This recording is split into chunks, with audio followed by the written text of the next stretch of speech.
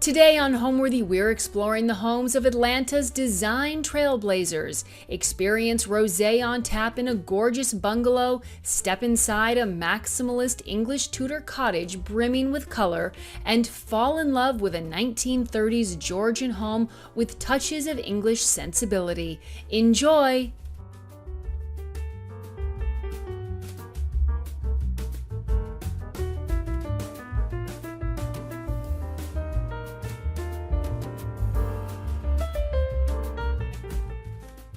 You're watching Homeworthy, where we believe every home has a story. Be sure to visit our website, homeworthy.com, to discover amazing furniture, art, accessories, and more, all handpicked by our editors to help transform your house into a home. All of the items are inspired by the episodes you see here on Homeworthy. Enjoy!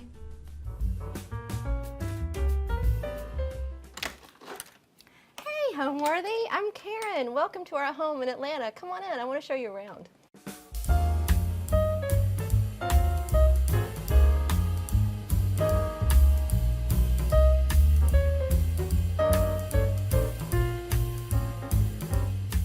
You're watching Homeworthy, where we believe every home has a story. Like and subscribe for more. Hi, I'm Karen Mooney, and you are in my house in Atlanta, Georgia. I started out in the world as a graphic designer. That's what I was trained in, what I went to college for. And so I love design, but it wasn't necessarily interiors that I had a passion for. But I like balance and symmetry and all of those things, and that was all in my blood. And so about 23 years ago, I was looking for a job, and I knew about Ballard Designs. It's an Atlanta company, and I'm from Atlanta. And they were looking for an art director, and that was just perfectly up my alley. And I love the aesthetic of the brand, and I knew it well.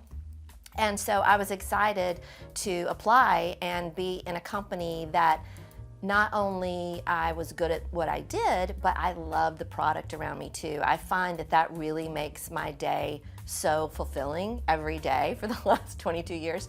And so I went to Ballard and worked there, started as art director, and just really had a lot of curiosity about the way the business ran, and behind the scenes and the machinations of the marketing department and the circulation department and the merchandising department. And so over the years, I was really rewarded with growth through the company.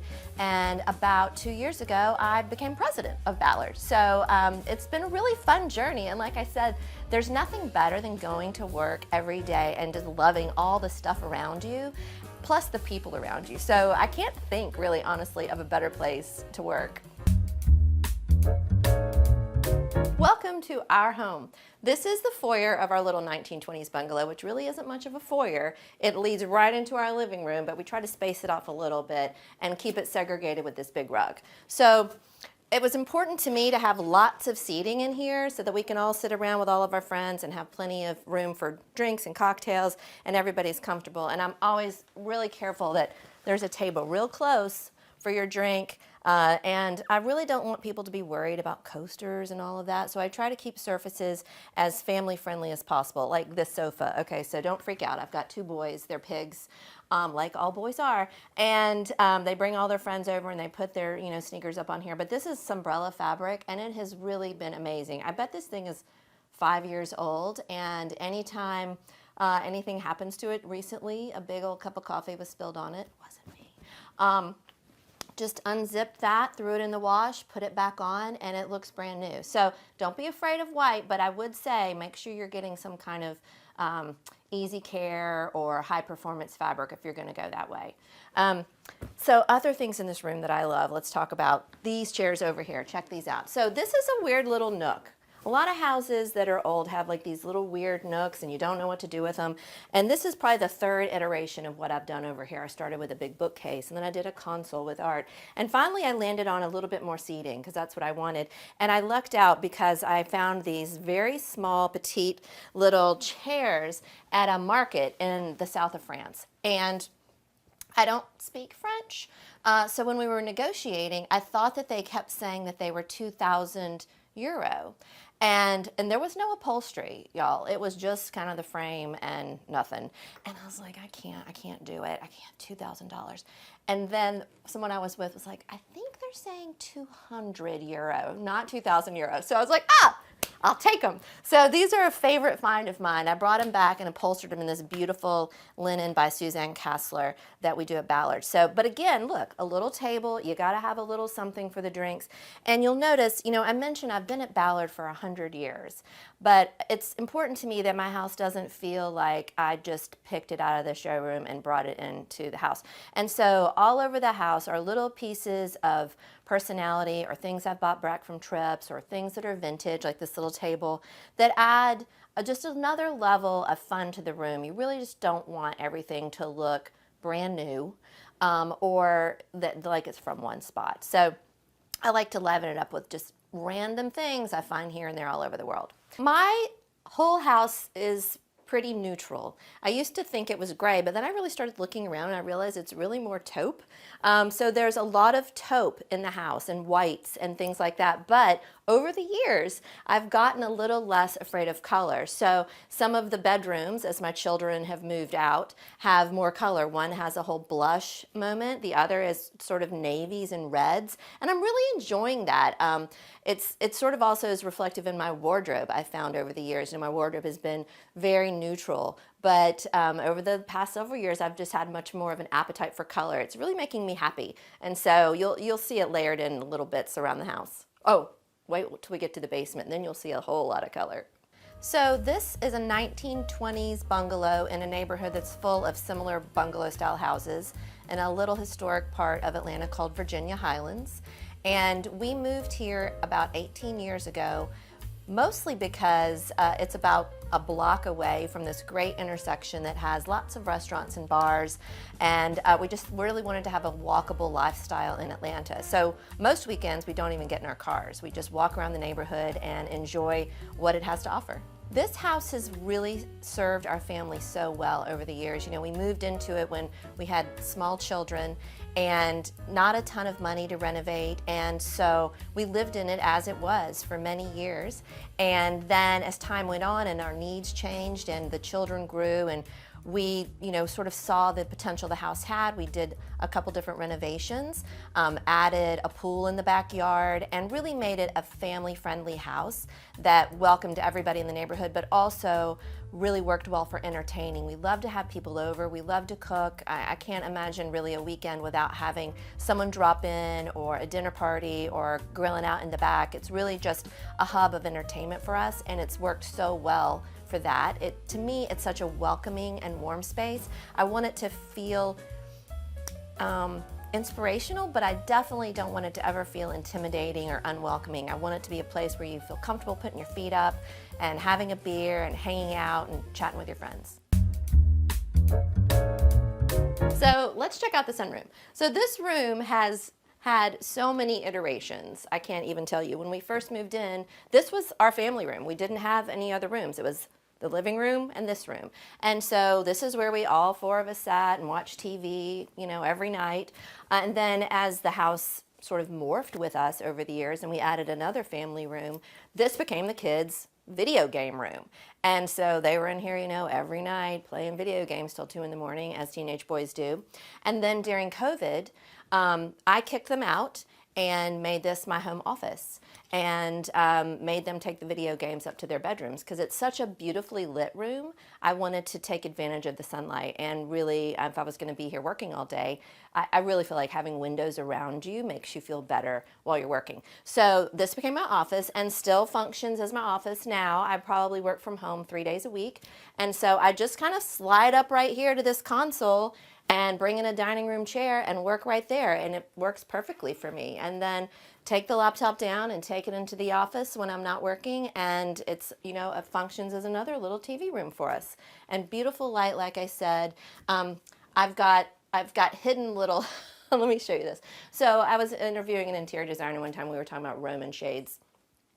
And I told you I love to copy good ideas. Like, I don't have any of my own, I just take them from everyone else. So this designer was saying, look, there's just no way to make Roman shades that aren't going to break. No matter how expensive you get or how inexpensive you get, the up and down of that Roman shade will just break. So what he told me to do was do a faux Roman shade and then do little blinds behind. So I did. Look, I got little like $20 blinds that go behind. So if you're in here in the day and you want to watch TV, you just pull those down.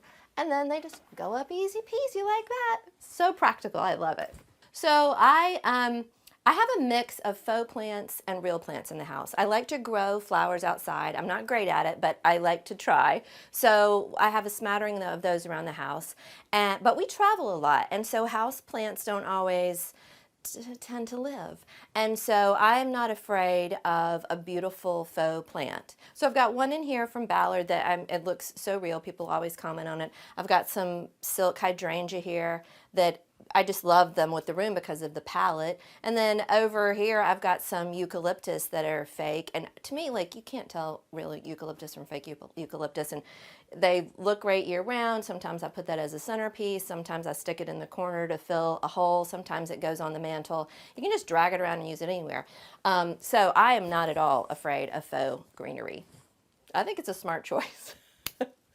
I sit around lots of spaces in the house a lot. So I will go and sit in a nook and see how it feels and how is the lighting and is there a spot for my drink or where am I going to put my feet up, or is the person who's going to sit next to me going to be close enough to me?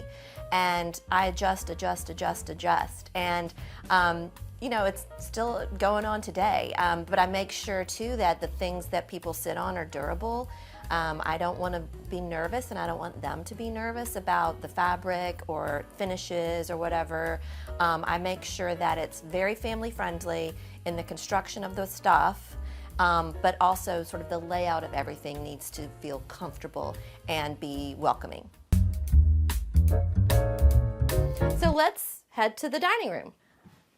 Like I mentioned, we love to entertain, and to me, the best dining experience is around a round table because everyone is equal around a round table. You know, no one can really dominate the conversation. Everyone can hear a little bit better. This table seats 6. I literally had to count my own chairs. It seats 6, but I have this really cool extender that folds out and goes on it, and it expands the seating to 12. So I can seat 12 people in here, which is wonderful for the holidays. And I had a big tablecloth made for it that's a big zebra print, so it's, you know, kind of a fun, exciting vibe. And I just love it. The other thing I want to show you in here is what I did with these chairs because, like I said, family friendly. So I had them upholstered with a pleather. So I'm telling you, you cannot destroy these things. I had just a cream fabric for years, and I was like, you know, that's not wearing so well. So when I had them redone, I decided to just go full on family friendly with pleather, which I think is pretty smart if you ask me. The other thing I want to point out in the dining room is that I have a lot of surfaces that can easily change into a bar or a buffet. So, you know, you move these 3 things and you've got, maybe you want to put all of your desserts here that you can easily access while you're eating your dinner. Or maybe this is where all the drinks go. Often the table gets so full with the food, there's not room.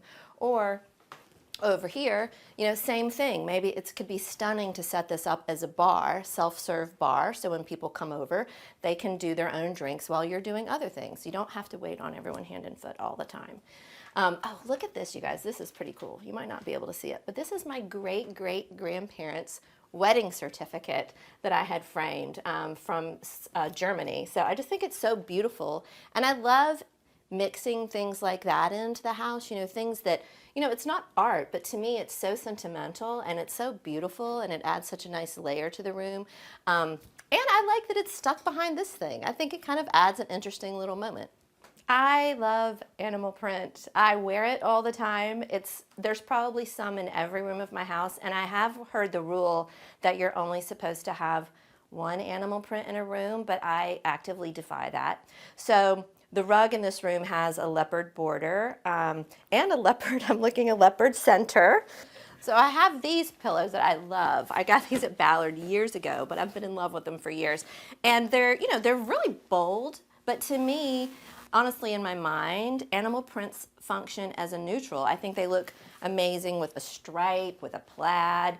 I mean, I can't really think of anything I wouldn't put an animal print with. It's sort of a problem. This gentleman gets a lot of commentary. People ask me all the time, oh my gosh, where did you get that? And to me, this is one of those things you bring into a house that's gonna add some personality, right? I found it in a vintage store. He has 4 heads or faces, maybe more. He's got a lot of noses.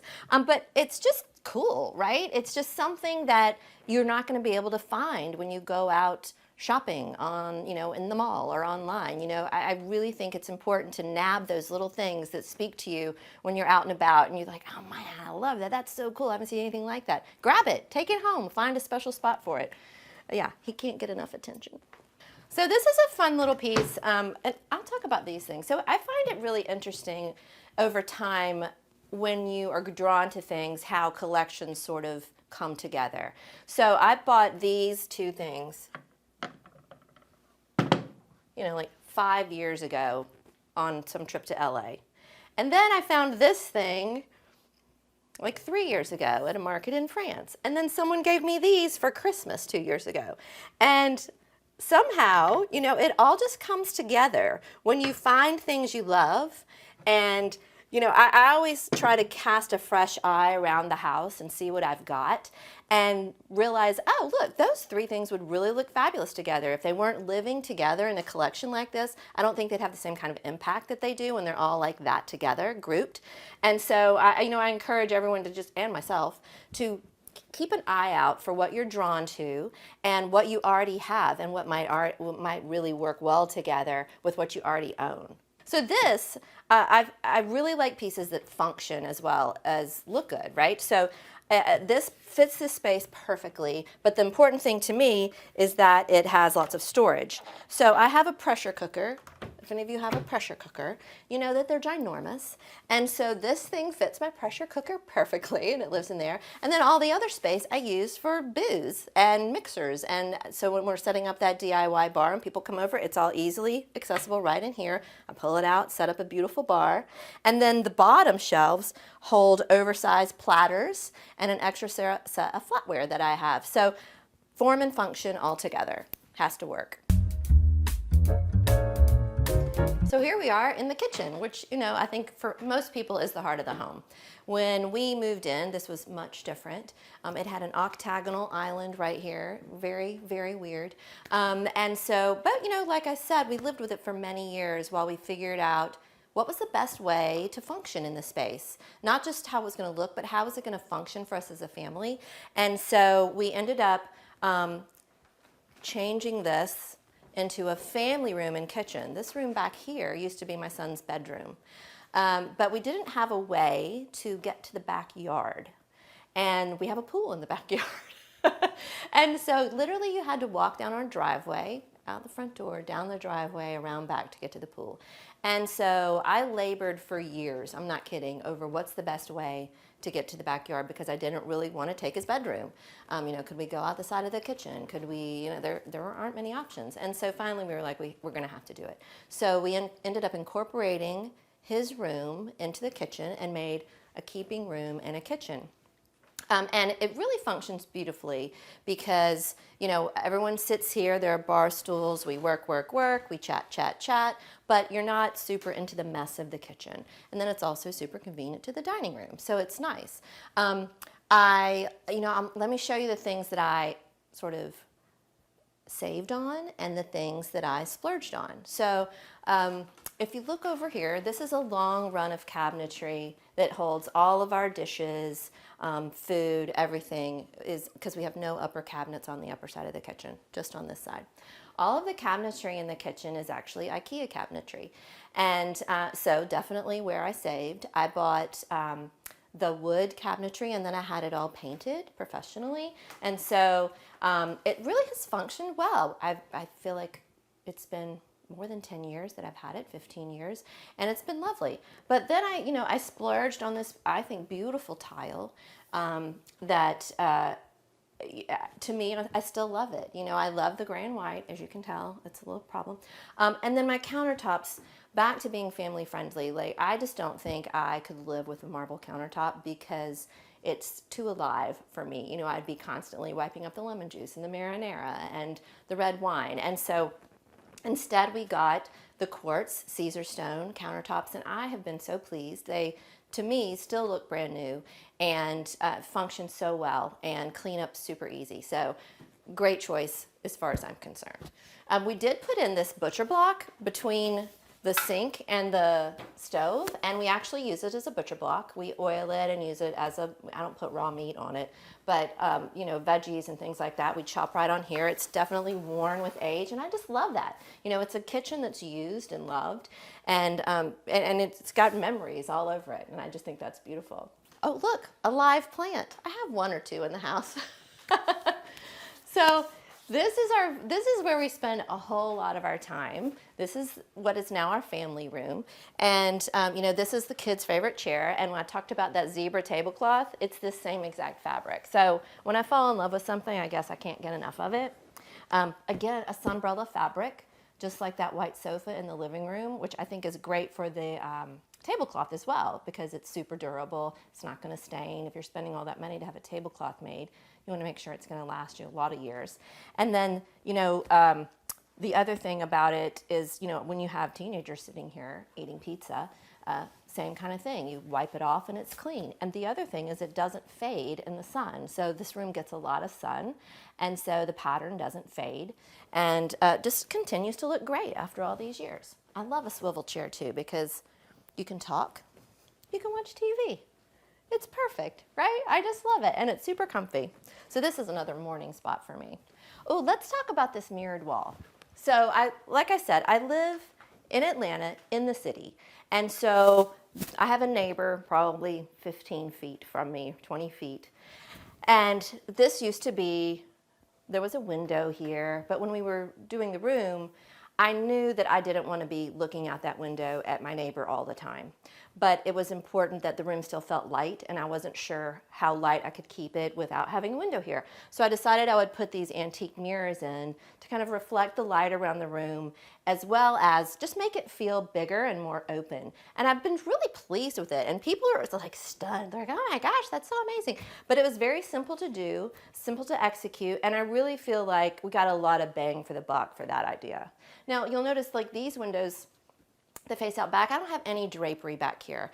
I felt like it would be too much in the room, just crowd us in a little too much. I wanted it to feel really open to the backyard and to the activities that were going on out there. So I kept these intentionally bare for the room. So I want to take you down to the basement, one of my favorite spots in the house. My husband wanted to put in an Irish pub, but I intervened, and we got something a little more special down there. Come on. On the way to the basement, we have to pass through this little hallway, which I have intentionally shoved full of stuff. So let's talk about it, right? This might be the first bit of color you've seen in the house. This was a piece of art given to me by Mike Devine, who is a local photographer and artist. And every year at Christmas, if you're really nice to him, he'll give you a piece of art. So I framed this myself.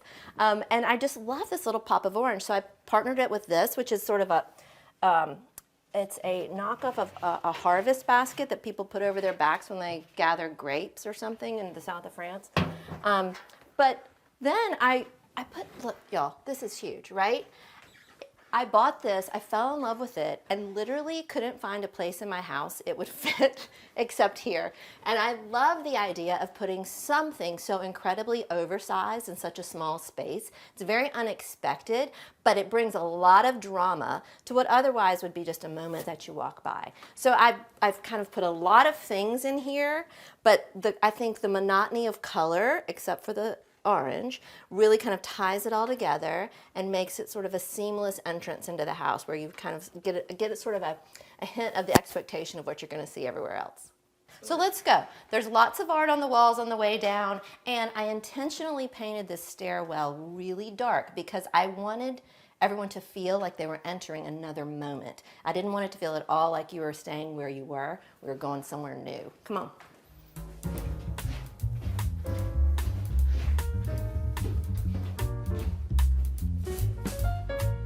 So this is not an Irish pub, as you can well guess.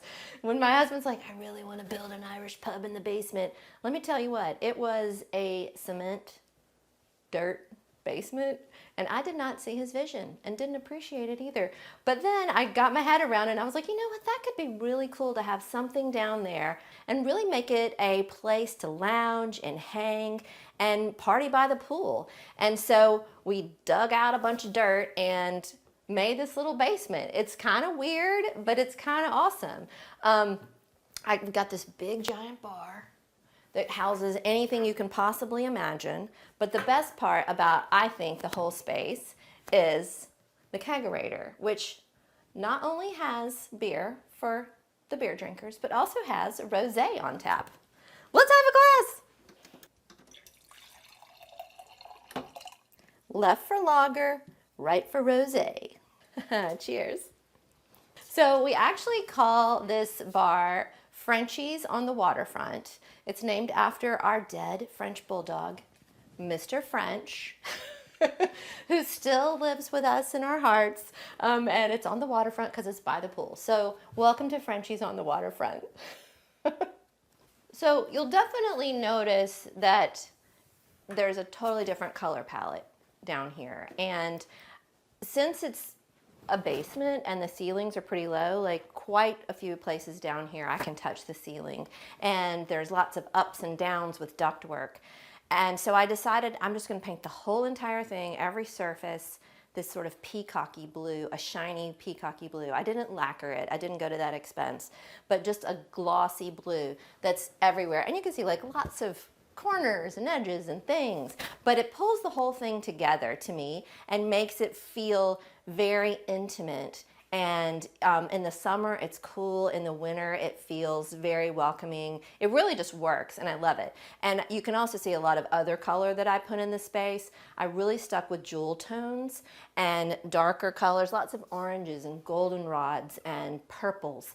They don't necessarily even go together, but in my mind they were all of the sort of the same value, and I thought that they would work together, and it really all came together beautifully. You've probably noticed as we walked around that I've got a lot of art collections on the wall, and I love to group things together that are sentimental, but sometimes when you're starting a gallery wall like this, you don't have everything you need, but you want to do something, right?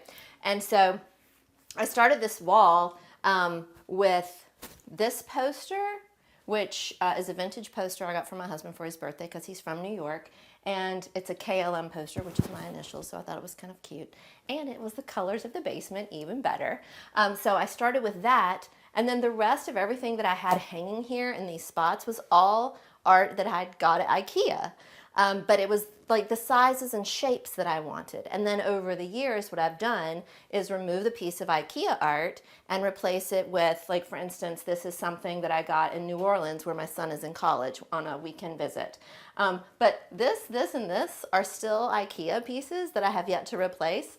But as time goes on and I find the right things that fit there, I just pull those down and put something new up. So that's a great tip when you are building a gallery wall. It doesn't have to all start with something precious or everything have to be perfect. It can change over time as you find the things that you fall in love with. Let's look over here at the lounge area, which we spend a lot of time lounging down here.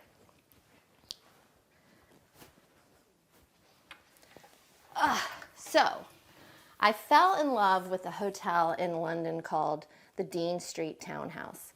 And it had a lot of this sort of navy peacock blue and also golden velvet and beautiful brown leathers. And I was like, I've got to have that. I got to figure out how to get that into my life. And so when we started building this space mentally, I was like, a velvet banquette. And we have people in here in wet bathing suits all the time.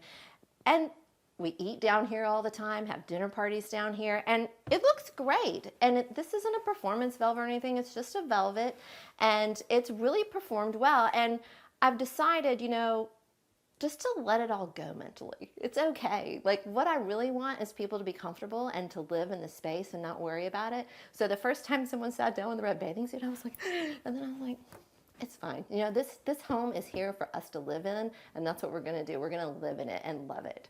So here's our beautiful velvet banquettes with some silk velvet pillows that bring out the same colors of the walls. A fun little llama from Anthropology brings it all together.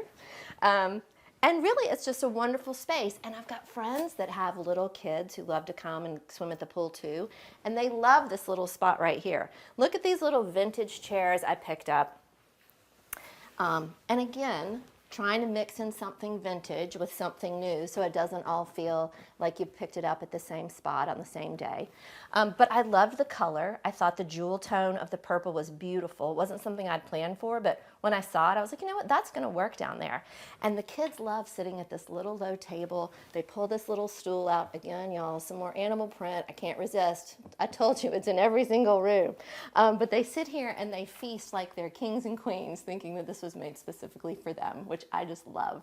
Here is the most prized possession of my children in the home. If the home were to burn down, I think they would come and grab the PBR sign, which we actually got from a local bar restaurant here called Cow Tippers when it was closing for good. It was a sort of an establishment in town.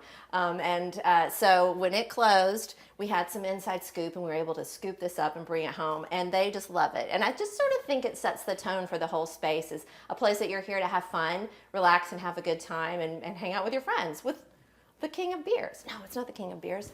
It's the blue ribbon. You know what? I'm not a spokesperson for PBR.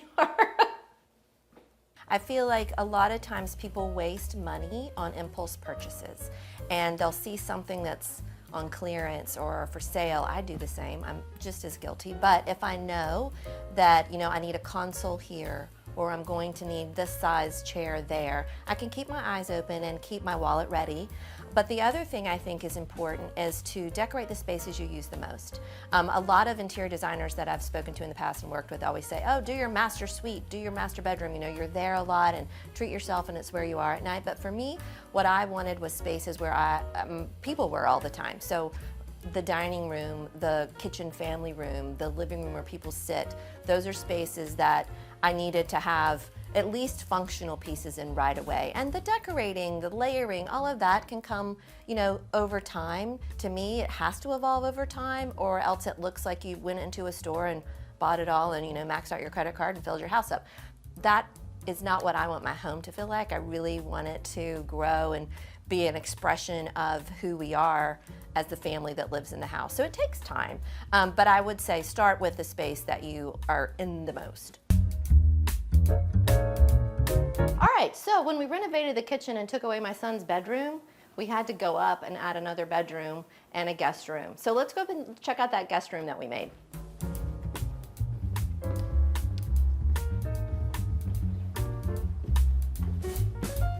Let me tell you about this little lady. So there's an artist, her name is Sally King Benedict. I love her. She's a local Atlanta lady. And I've been wanting a piece of her art for a very long time, but it is not inexpensive. And so instead she does these beautiful little silk scarves for a couple $100. And I was like, you know what? I'm just gonna do that. I got that and I floated it in this acrylic frame and I got the whole same effect, a beautiful Sally King Benedict for a little less money. I'm on budget all the time. But let me just point out, this is one of the few faces you're gonna see in my house. I really don't like having family photos around. People think I'm like the meanest mom ever, but let me just say, I remember what my family looks like. I don't need them. I don't need them staring at me all the time, so you won't see any family photos around my house. It's just sort of a personal preference. So welcome to the guest suite. It's actually bigger than the master that we sleep in, but we decided that we wanted to stay on the main level so we could get out to the deck very easy, and this is reserved now for guests. And Bunny Williams taught me many years ago that in a guest room, you need to get into that bed, you need to sleep in that bed, you need to understand how it feels to be a guest in that room and accommodate accordingly. So I've slept in here many times to make sure that it's a comfortable bed, which it is. I get compliments all the time. The other thing Bunny taught me is buy some magazines for your guests, put them by the bedside table. She likes People, she really likes People magazine, but I have some home decor magazines that I like to tuck in here for folks to read while they're falling asleep at night. I even have a little speaker by the bed that you can Bluetooth into. And then across the room, I've got a coffee bar all set up. I'll show you. Come on over here. So I put a little coffee bar in the room because I personally cannot function in the morning without my first cup of coffee. And what guest wants to go downstairs in their jammies and find the host and get a cup of coffee? It's all right in here. I've got coffee machine, a tea kettle, there's coffee bags and pods, of course coffee cups. I also outfit it with waters and wine when I have guests coming. So it's all inclusive and ready to go, but closes up beautifully as a little accent piece. The other thing that I made sure that we had in here were reading lights. So I've got these gooseneck lights that each person can control on their own so they can read without waking up the other person, which I think is very important. And then I installed, which I thought was a fun idea, a little picture light. This is really designed to go over art, but I thought it was a pretty little accent to put over the bed. And just takes no room and adds a little ambiance to the room. And you can see that I had these,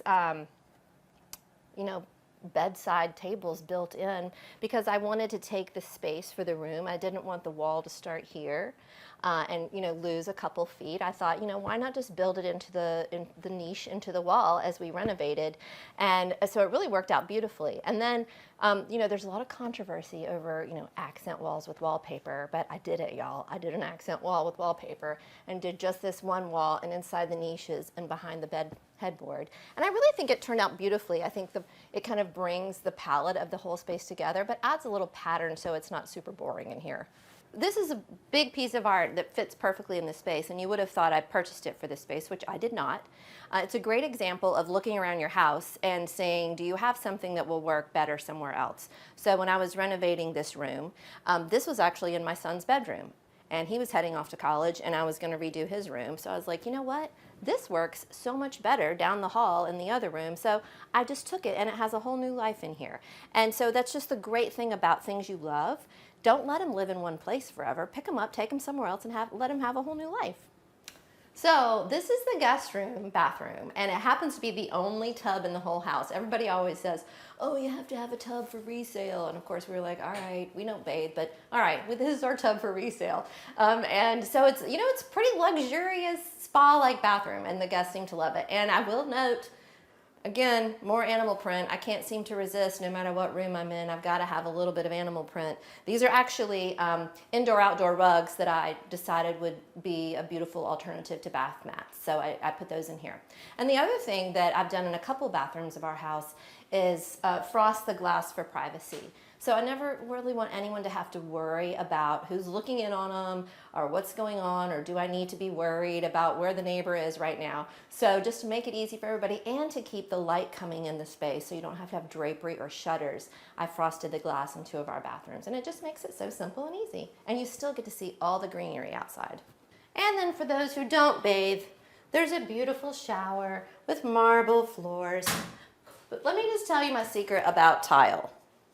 So when we were renovating, I was really overwhelmed with the idea of picking tile for all the bathrooms. So there were 3 or 4 bathrooms that I had to pick tile for. And it's not my forte. I told you I like to copy people, but I didn't have enough energy then to figure all that out. And so what I ended up doing was just white subway tile in all of the showers, and then in each of the bathrooms I did a different floor to add a little personality to each of those bathrooms. So this was, a little sort of more sophisticated bathroom. We went with the gray herringbone tile. I have another one that's more of a traditional black and white hexagon tile, and I have one that's got white flat pebbles. And so each of them has their own personality, but it took a lot of the complication out of it for me. I love subway tile anyway. I think it's classic and will be beautiful forever. But each room has its own little vibe that's special to it. Home, comfort, family. I think comfort and family. Friends, of course, but to me, friends are often family. My friends I consider my family. So, but to me, if it's not comfortable, it's a failure.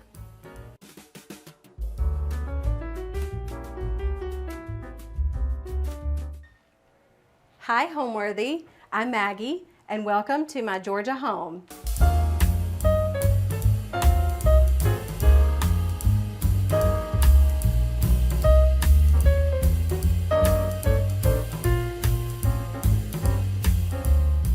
You're watching Homeworthy, where we believe every home has a story. Like and subscribe for more. Hi everyone, my name is Maggie Griffin. I am an interior designer here in Gainesville, Georgia. So our house is a Tudor style home that we designed with an Atlanta architect, Greg Bush. We started the process back in 2021 and we're really able to be super hands-on on all of the things that we wanted for our family. We have 3 boys, so our house is 5 bedrooms and 6 baths. We were able to design it in a way that really suits the way that we like to live.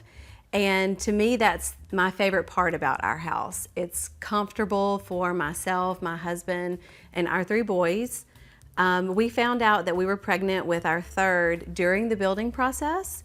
So we were able to, during the framing portion of our build, add in a nursery for our baby who is almost a year old now. So this is a new build, so we were able to design it from scratch with our architect. When we started the process with him, we sat down and we had a priority list of all the things that we wanted for our home. One of which was our children to have their own bedrooms and bathrooms. We wanted a large kitchen to give us space to entertain with our family and friends. Our kids really wanted a playroom as well, and then we wanted adequate spaces to entertain outside. We have beautiful fall weather here in Georgia. I hope that it's around the corner for us. So we were really excited to add a big porch for us outside that I think we can stay, outside a lot during the winter months too. It's right off of our pool area. So the kids all summer long have been in the pool and out, and we eat outside, and it has just been so wonderful to be able to give that to our kids. And it's been a really busy summer with all of the neighborhood kids coming over, but it was a great addition to our house. Welcome to our foyer. Here in our home, this space is right off of the front of the house, and it's a small space that kind of introduces you to the style of our home. We have a great, beautiful archway here that kind of ties into our Tudor vibe. And I love that we incorporated some of the moldings that, to me, remind me of that Tudor style without being too dark or heavy. So right off of the foyer, we have our study.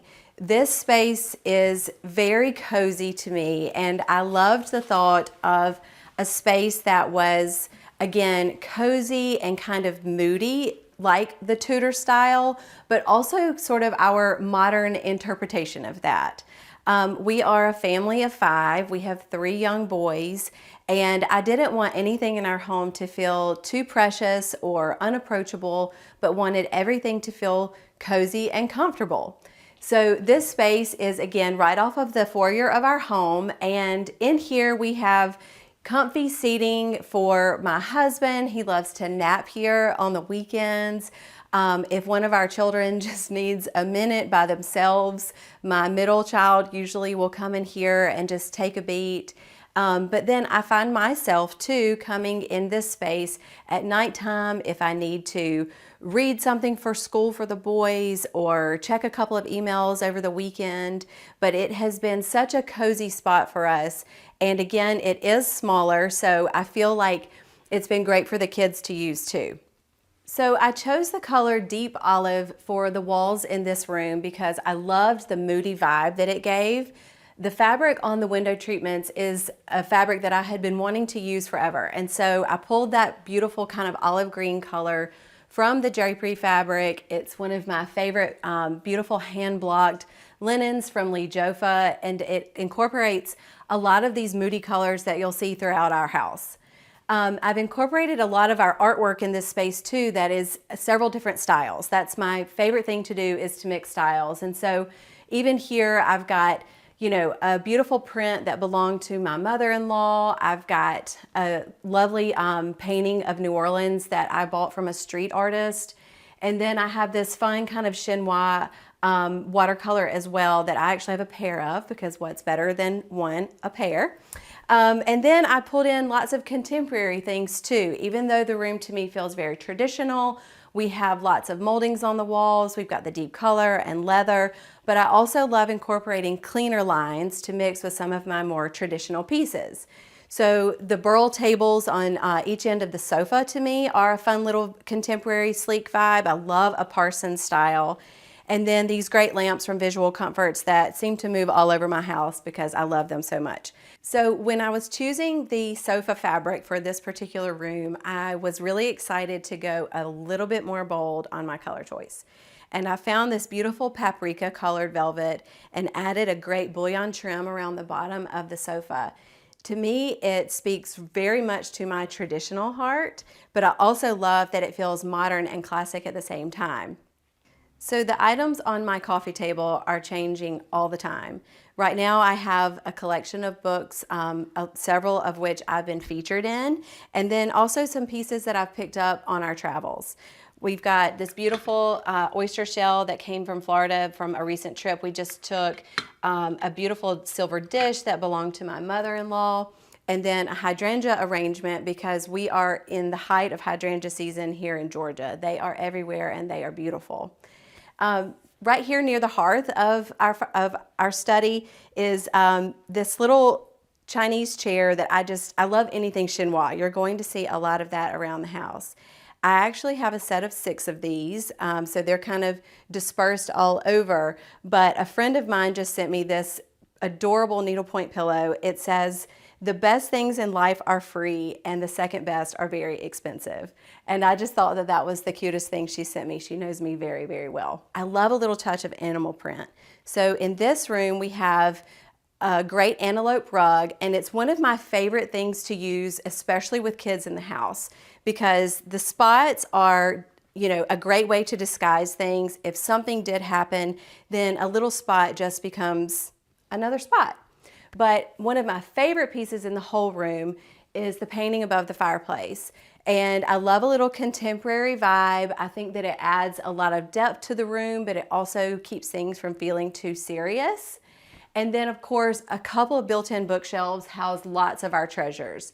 My husband and I both love to read, and so, you know, I love a collection of books. We have tons of coffee table books around, but we love novels, and this is a lot of those that we just kind of have moved from house to house, but also incorporating, like I said, a lot of our treasures.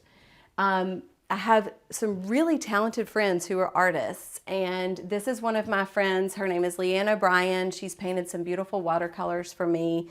You'll see these are some shells from a couple of trips of ours recently to Florida. And then a lot of things that I've just kind of picked up along the way or inherited. This beautiful little wooden dish was something that was my mother-in-law's, and I just think that's so sweet and special. But then also, this is something I just picked up at Home Goods. So I like to mix things in my home, and you know, this is an antique biscuit jar, but also we've got a little Home Goods find and then an inherited piece. So when I chose the color for this particular room, I wanted the space to feel very cozy. And so I did opt to paint the ceiling as well, and you can see there's a tongue and groove on our ceiling that is painted the same color as our walls and the moldings. But I did want that to kind of be, this room to be its own space. So I love that I incorporated that ceiling color here, but to me it just makes it feel like its own room. Each room should feel like an experience of its own. And so I did not do that in other places in the house, but I will show you a couple more where I did. So growing up, I grew up in a small town in middle Georgia. It was an agriculturally based city, and we drove really out of town for everything. So my mom and my 2 grandmothers, they loved creating a home. They loved, you know, changing things around, decorating. And so we would drive to the big city of Atlanta to go shopping pretty regularly, and they always took me along. whether that was to see show houses, to shop for antiques, to meet with their decorator. And it was something that just sort of was instilled in me really early on. I had, of course, like most little girls, I had an outside playhouse that I would spend days, all day long in, hours. And I would rearrange it, and I would just, do these little creative things to kind of make it a home for myself. And then I also had, the Barbie dollhouse, and I had a Victorian dollhouse. And it was just something that I could spend hours doing. I loved it. I loved setting up a house. I loved changing things. I loved decorating for, a season or setting a table. And so as time went on, it was something that I shadowed a local designer in high school. And then when I went to the University of Georgia, I decided that I wanted to pursue a degree in psychology. So I zipped through that major, and I looked up and I said, oh my goodness, I don't know that I want to do this forever. I don't know that I really want to hear about other people's problems. And so I decided to add on a major in furnishings and interiors. And guess what? I still listen to people's problems, but it's in a way that I can help them fix, and nurture the way that they want to live with their family. My psychology degree has been so instrumental in my career, and over time my business grew. I went from doing small projects with friends and family into kind of our building boom that has recently, in Georgia, we've had a huge building boom in the past 10 years, and especially in the area that I live, it's growing. We have industry coming here, and we also have a giant second home market that's very nearby to where I am. We're in the North Georgia mountains, so we're close to mountain homes, we're close to second lake homes, but we're also not very far from beaches. And so certainly during, the pandemic years, the second home market just really exploded for us. So now that you guys have seen our study, I would like to show you our dining room that's on the other side of our foyer. The centerpiece of this room is a beautiful English reproduction table. It's a reproduction antique, and I love the oval shape because I can squeeze so many people around this table. Right now it's set for 6, but I've had as many as 12 around this table. So it's a space that we can have our supper club over, but we also spend a lot of time in this room building Legos, as you can see over here. These are some of my son's treasures, and so I told him that he could leave them out. I think they're very impressive. This is one of our newer ones, and so I told him that it was okay to leave those out for the shoot. This particular piece is another piece that belonged to my mother-in-law, and it's filled with silver that came from my grandmother's, my mom, my mother-in-law, and I love that it's got this beautiful fretwork detail here on the glass doors, and so I can see everything that's inside of it, and I can pull and I move things around our house. I just love that so much. And over this particular piece is a contemporary painting. It's a modern abstract by a friend of mine. Her name is Allison James, and she and I grew up together, and she is very talented. But as you can see, over that painting is a beautiful painting by my son Henry. He did, it's a pastel of Starry Night, and I love that he can see that it's important to me to have that in this room too. This piece also belonged to my mother-in-law, and I love that I have so many pieces around our home that remind me and my husband of her. It was in their dining room for his whole life, and it holds a lot of things, and I love that you can see it right when you walk into our home. But on here are 2 lamps that I found secondhand. I got them for a steal, and then I put a nice new pleated shade on those. So again, I love to mix things in my home, but to me, the most standout thing in our dining room is the beautiful mural on the walls. It's a chinoiserie mural that I chose from Schumacher, and believe it or not, it was one of the last pieces I chose for our house. And I think that it was something that I wanted to do a mural in this room, but it was something I was really wrestling with, finding the right one. And when I came across this one, it had just gone into production, and it really pulled all of the colors together that we have used in our home. I love that it felt like a warm hug when you walked in here. The dark brown background with some of the shades of salmon pink and the teals. I just love the way that it gave this room a feel of an escape, but also kept things really cozy. One of my other favorite things in this room are my pair of built-in china cabinets. They're on either side of our front window, and I am a collector. I love to collect antique china, I love linens, I love flatware, and so this was a great way for me to store all of those items that I love to collect, but also they were kind of hidden. I love playing with tablescapes. I love looking into my napkin drawers and figuring out, okay, let's use this great looking cocktail napkin for this party, and let's set the table with this one. So all of these are chock full of all of my things that I love to set my tables with. So of course I love my blue and white, and I reach for this set quite often. It's nothing fine, but I have a set of 24 of these plates, which is wonderful when hosting a big group. I keep all my blue and white here on our bottom shelf because it's probably the set that I grab the most. But one of my other favorite sets are my mother-in-law and father-in-law's wedding china.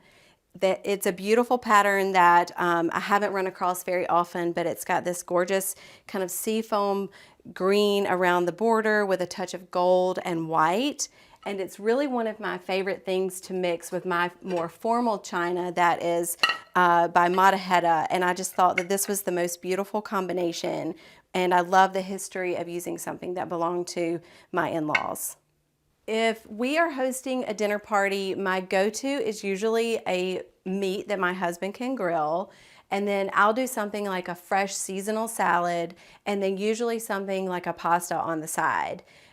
We always have, cheese and charcuterie out for our guests when they come. But to me, it's so much more about being together. And so if we're hosting a dinner party, sometimes I'll even just order pizza, but we make it feel special by using our nice china and our nice linens. These chairs are so comfortable, and it's really important to me, especially in my own home, but I also encourage my clients to have a chair around your dining table that encourages your guests to stay for a little while, to linger around the table. And so I love that these have a nice upholstered back, they have an upholstered seat, and I've always loved a slipper chair look. But I will let you in on a little secret. These are from World Market.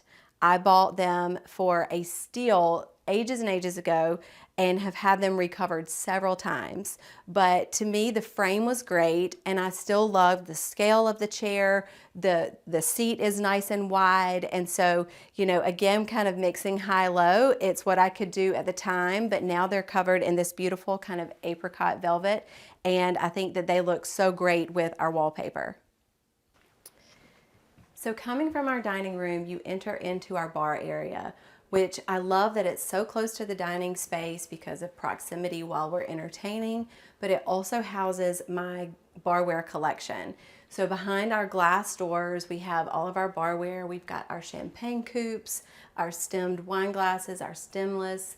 I love that it's just all right here for when I'm setting my tables.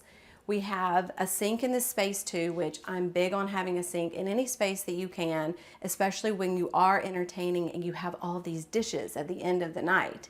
But one of our favorite things we incorporated into this space are a pair of dishwasher drawers, because at the end of any dinner party, we always had all of these wine glasses that needed to be hand washed or we'd have to wait. So having a pair of these dishwasher drawers right here has been so convenient. It's right beside our ice maker, which has been so great too, especially filling up sports bottles for our boys and coolers for the weekend. But then we also have this great wine fridge. It houses white and red, and then underneath is a pair of refrigerator drawers, which has been great for things like our seltzer waters and just LaCroix and all the things that we can tell our guests, hey, go grab that from the wet bar, it's right there. My favorite thing about my home is that we were able to design it specifically for us. I loved that my two oldest boys, who are now 10 and almost 7, were very vocal about things that they wanted in our house. They wanted a playroom, they wanted space for their friends to come over, they wanted certain aspects of their rooms to be incorporated, and also they really, really wanted the pool. I love that we were able to really take those little nuggets from them and then from houses that my husband and I have had over the past 15 years of our marriage. You know, this was our first new build together, but we have renovated several houses. I think we're at maybe 9 together with second homes and with primary residences. So he and I had a wish list of things that we love from that house here and love from that house there. And so I love that we were able to incorporate all of those things into this one home for us.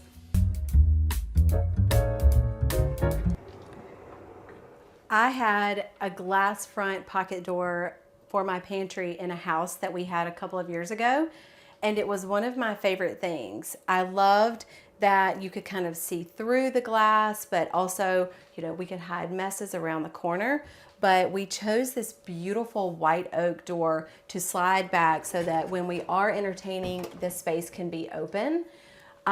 When we were designing this house, this room was probably what gave me the most sleepless nights. I really labored over all of the spaces, the cabinetry in this room. I wanted a place for all of my things.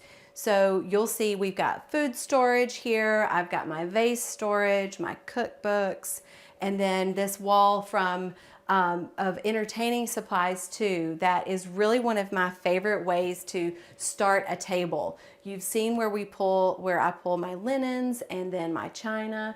But then here I've got all of my glassware that's not associated with my bar in one place. So these are the water glasses, the juice glasses, things that have been gifted to me over the years and things that I've picked up along the way. One of my favorite sets is this set of little juice glasses that my best friend has been living in Germany for the past 4 years, and she sent this to me as a gift a few holiday seasons ago. One of my other favorite sets is this great looking set from Bunny Williams that looks like tortoise ware, and to me it just adds such a great texture and color to a tabletop. Another favorite set are these fun little chinoiserie water glasses that have this great little pagoda on them. I think they add such a little touch of whimsy onto a tabletop too. But this is a great place for me to start a color scheme, you know, when I'm pulling for my tabletop pieces. I love, you know, you can see I have a lot of this beautiful shade of turquoise and aqua. It's one of my favorite colors to use on a tabletop. But then in this particular room, I also incorporated another set of, this is a refrigerator drawer that's got bottled waters, and then this is a freezer drawer for all of the neighborhood children who come in needing a snack in the afternoons. I have a large vase collection. Arranging flowers is something that is almost like therapy to me. I love arranging flowers. It's one of my favorite things to do. I love pulling things from the yard. Most everything that's here in our home right now did just come from, you know, either my house or a neighbor's house. And I love just pulling things that are green, and I can just, you know, go outside and gather some clippings and make just a beautiful arrangement. This is one of my favorite vases. I bought this in a museum shop last summer in New York. I love museum shops because they always have quirky little things that you don't find in any other place, but I just thought this was so beautiful, and it's quite heavy. Mercury glass has always been a favorite of mine too because it adds a little sparkle to a table, and I find myself using it a lot during the holiday season. These vases back here belong to my husband's grandmother, who I knew my whole life, and I think they're so sweet. It's amazing that they've survived all of this time, but they have this beautiful little etched flower on them, and so they're great for something that's a couple of stems. You know, tulips look really pretty in these, and so I have the two taller ones, and then this small one too that's got this great little etching on it. The artwork in this room are really some of my most treasured pieces in our house. In this corner, you can see I've got these fun little acrylic boxes that I had made for several of the pieces that have been handed down to us. So up at the top, that is it's a paddle for making homemade pasta that we got on a trip to Italy a couple of years ago with our boys. And then the fun little oil painting is something I picked up from an antique mall. And then we've got two biscuit cutters, one that belonged to my husband's grandmother, which I just think is so sweet and special, and this one belonged to my husband's mom. I had a local framer build the acrylic boxes for me because they are treasures to me and really just tell a story of the generations of women in our family who have really taught us so much about how to create a home. This other piece is my oldest son Henry's little corn husk doll that I just thought was so sweet. He made that at school and I wanted him to know that it meant a lot to me. Now that you've seen our working pantry, you then go through this small vestibule and into our mudroom, which was a huge necessity for us when we were building and designing this house. With 3 boys and my husband and I, we just needed a place where we could come in the back door at the end of the day and put our things away. As a mom, I needed the organization. So we designed these large lockers, and each one of us in the house has one. So we've got a big locker with some great hooks inside of it, sports equipment, all the things that we can grab on our way out the door, backpacks, and then everyone has their own drawer where they can stow away their shoes at the end of the day, and hopefully it stays neat for me. This was also a room where I needed to have a desk space. So in order to help my kids with their homework in the afternoons, write a quick note. So everything else was designed with that in mind. And then I also keep little craft supplies readily available for the kids too. Welcome to our kitchen. This room is truly the heart of our home, and we are in this space all the time. My husband and I are both cooks, so this room was really important to us when we were planning all the different things that we like to cook, how we like to function in the kitchen, but it also, I wanted it to have some of those little Tudor nods like I've been talking about around our house. So one of those was choosing the darker color for the cabinets. I chose this really interesting layered grayish that to me kind of looks like a cool shade of mushroom gray with a little green, some brown. And then I mixed it with the antique brass hardware, which is one of my favorite ways to keep things feeling warm and still kind of fresh and modern. So in this space, we chose a large range because we both love to cook on gas. And then we hid all of our other appliances behind cabinet panels. So over here we have our large refrigerator where we have all of our produce and all of the things that we use to prepare our meals. And then we kind of tucked away our freezer over here behind another cabinet panel. I wanted a huge island so that we could all sit here together, and this is really where we share most of our family meals. I chose a hardworking quartzite for the countertops because to me it looks like marble, but it doesn't have all of the maintenance that marble requires. And then I chose a different quartzite in a darker finish for the perimeter cabinets. They are both leathered, so that means that they're not shiny. And I love that I don't have to worry about spills or staining or any of those things like you would with any other natural stone on the countertops. A big sink was a must-have for us. And then we also incorporated 2 dishwashers. We cook a lot, so we always have dirty dishes, and this is truly a lifesaver for us. So right off of our kitchen is our family room. These were 2 spaces that I wanted to feel like they were one space, but also I could have some friends around our island, and then we could also have friends here over in the fireplace area. So this is one big space that allows us to have lots of people here at once, and everyone kind of has some elbow room. So over here, I designed 2 different sitting areas inside of one larger sitting area. This has been my favorite arrangement that I have ever done in any of our houses with our furniture. So right here, I have a cozier little spot with a sofa and 2 chairs and its own coffee table. And then right here in front of the fireplace is another sitting area. So it allows you to have 2 conversations perhaps going on at once, or it allows you to have a lot of people in one room and everyone has a comfortable place to sit.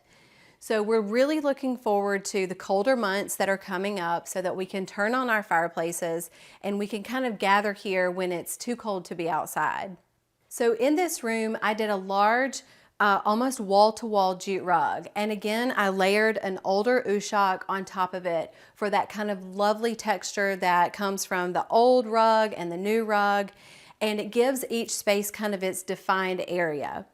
Over here towards the fireplace, I've got a pair of leather chairs that are just wonderful because they keep looking more and more handsome the more and more worn in that they get.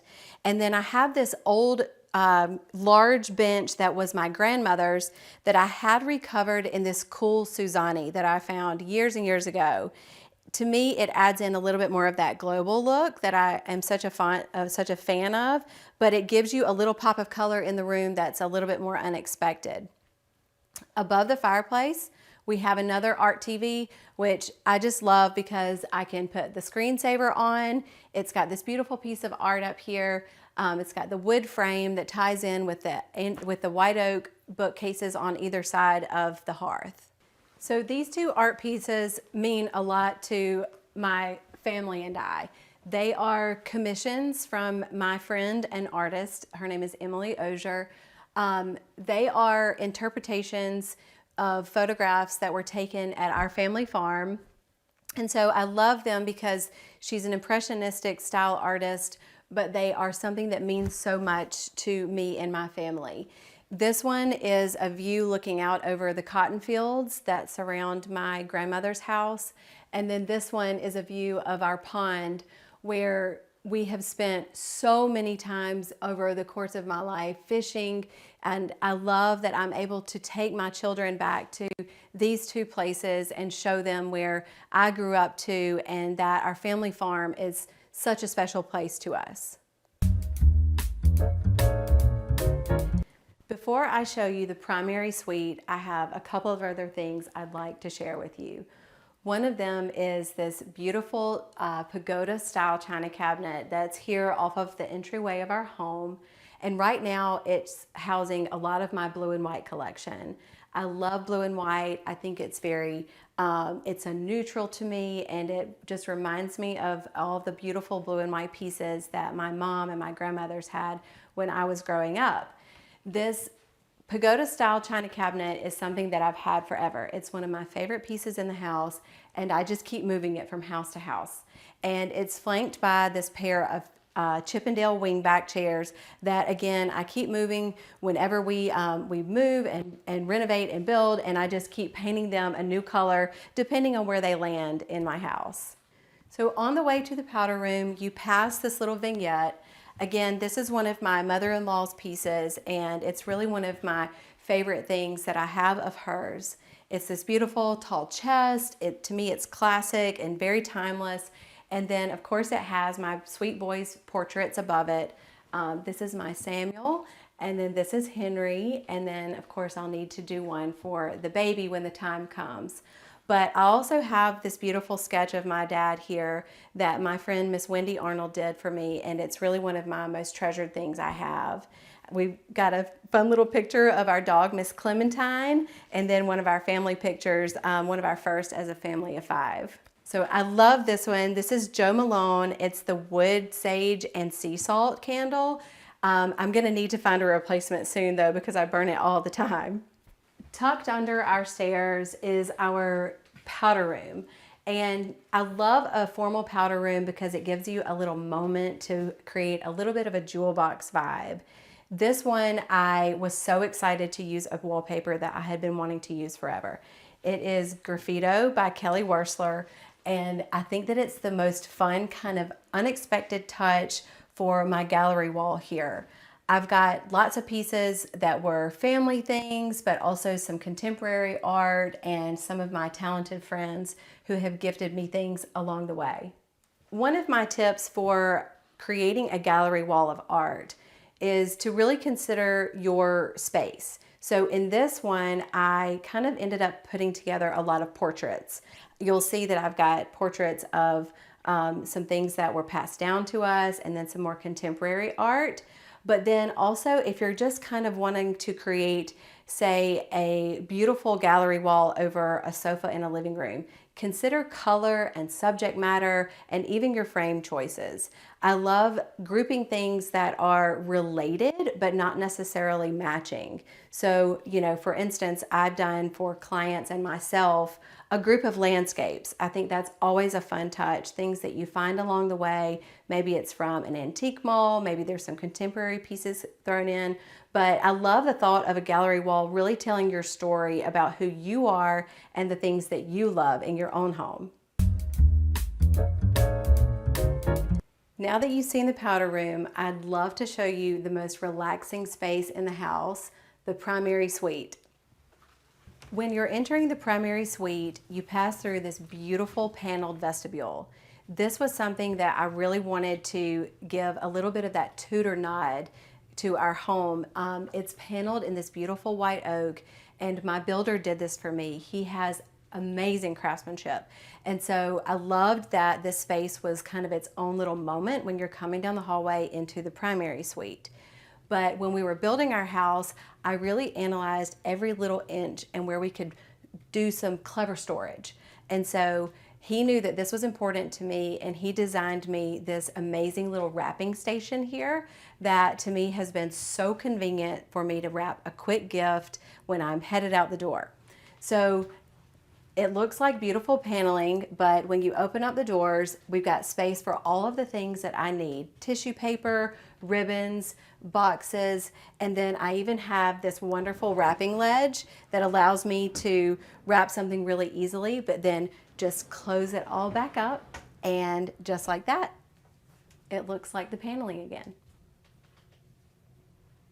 So our bedroom, I wanted it to be a little bit more feminine and a little bit softer. I believe that bedrooms should feel like a retreat. And in this particular space, I really feel like I am in the treetops. You can see out of the windows, we have beautiful trees around us, but then we surrounded ourselves in this awesome mural by Schumacher. It was a new colorway of an old pattern, and it was something I really, really wanted in this house. So with the mural as my more standout feature of the room, I didn't want it to feel too sweet or too girly. So I chose this great bold color for all of the trim in the room. You can see the coffered ceiling, the baseboards, the door frames are all painted this fun color called Deep Pewter by Benjamin Moore. I love that it was a color that I pulled from the mural, and it kept things from just feeling too sweet. So I did a big wall-to-wall jute rug in here, but I layered it with an old Ushak that I've had forever. That's one of my favorite things to do, is to layer old rugs over a natural fiber. I love the texture, and I love bringing in, again, some of that old mixed with the new. When I was planning this room, I had wanted this bamboo bed forever. So this is the Bunny Williams bamboo bed, and I just think it's the most beautiful thing. It's got the beautiful bamboo detail on the sides and on the slats, and I think that it just really warms up the space and gives a little nod to that chinoiserie look that I love so much. On either side of the big window, I've got some of my most meaningful art. So these are pieces that are really sentimental to me, and I've got a beautiful watercolor that belonged to my mother-in-law that was found at just a little hole in the wall antique mall in South Georgia. And then this is my husband's boutonniere from when we got married 15 years ago. And I had it framed, I kept it forever, and to me it just means a lot to have it in our space. And then this is just a little sketch of my parents' home, which, you know, we all love going to. And to me, these are just really more sentimental pieces that I've pulled into our bedroom. These slipper chairs I have had for over 20 years. These are some of the pieces that I bought when I went off to college. They are sturdy, they're big, they were very well made. And so I just had a little slip cover made for these to kind of change up the look, which is a really easy thing to do instead of having them completely reupholstered. I love the little check detail. I love the contrast piping. And again, these are really versatile because I can face them towards each other. My kids can push them together, or I can turn them to kind of give me a whole new look. Again, in any room, I love a little bit of animal print. So I brought in this great needlepoint cheetah print here on a bench at the foot of our bed, which is a great place for us to pile all of our pillows at the end of the day.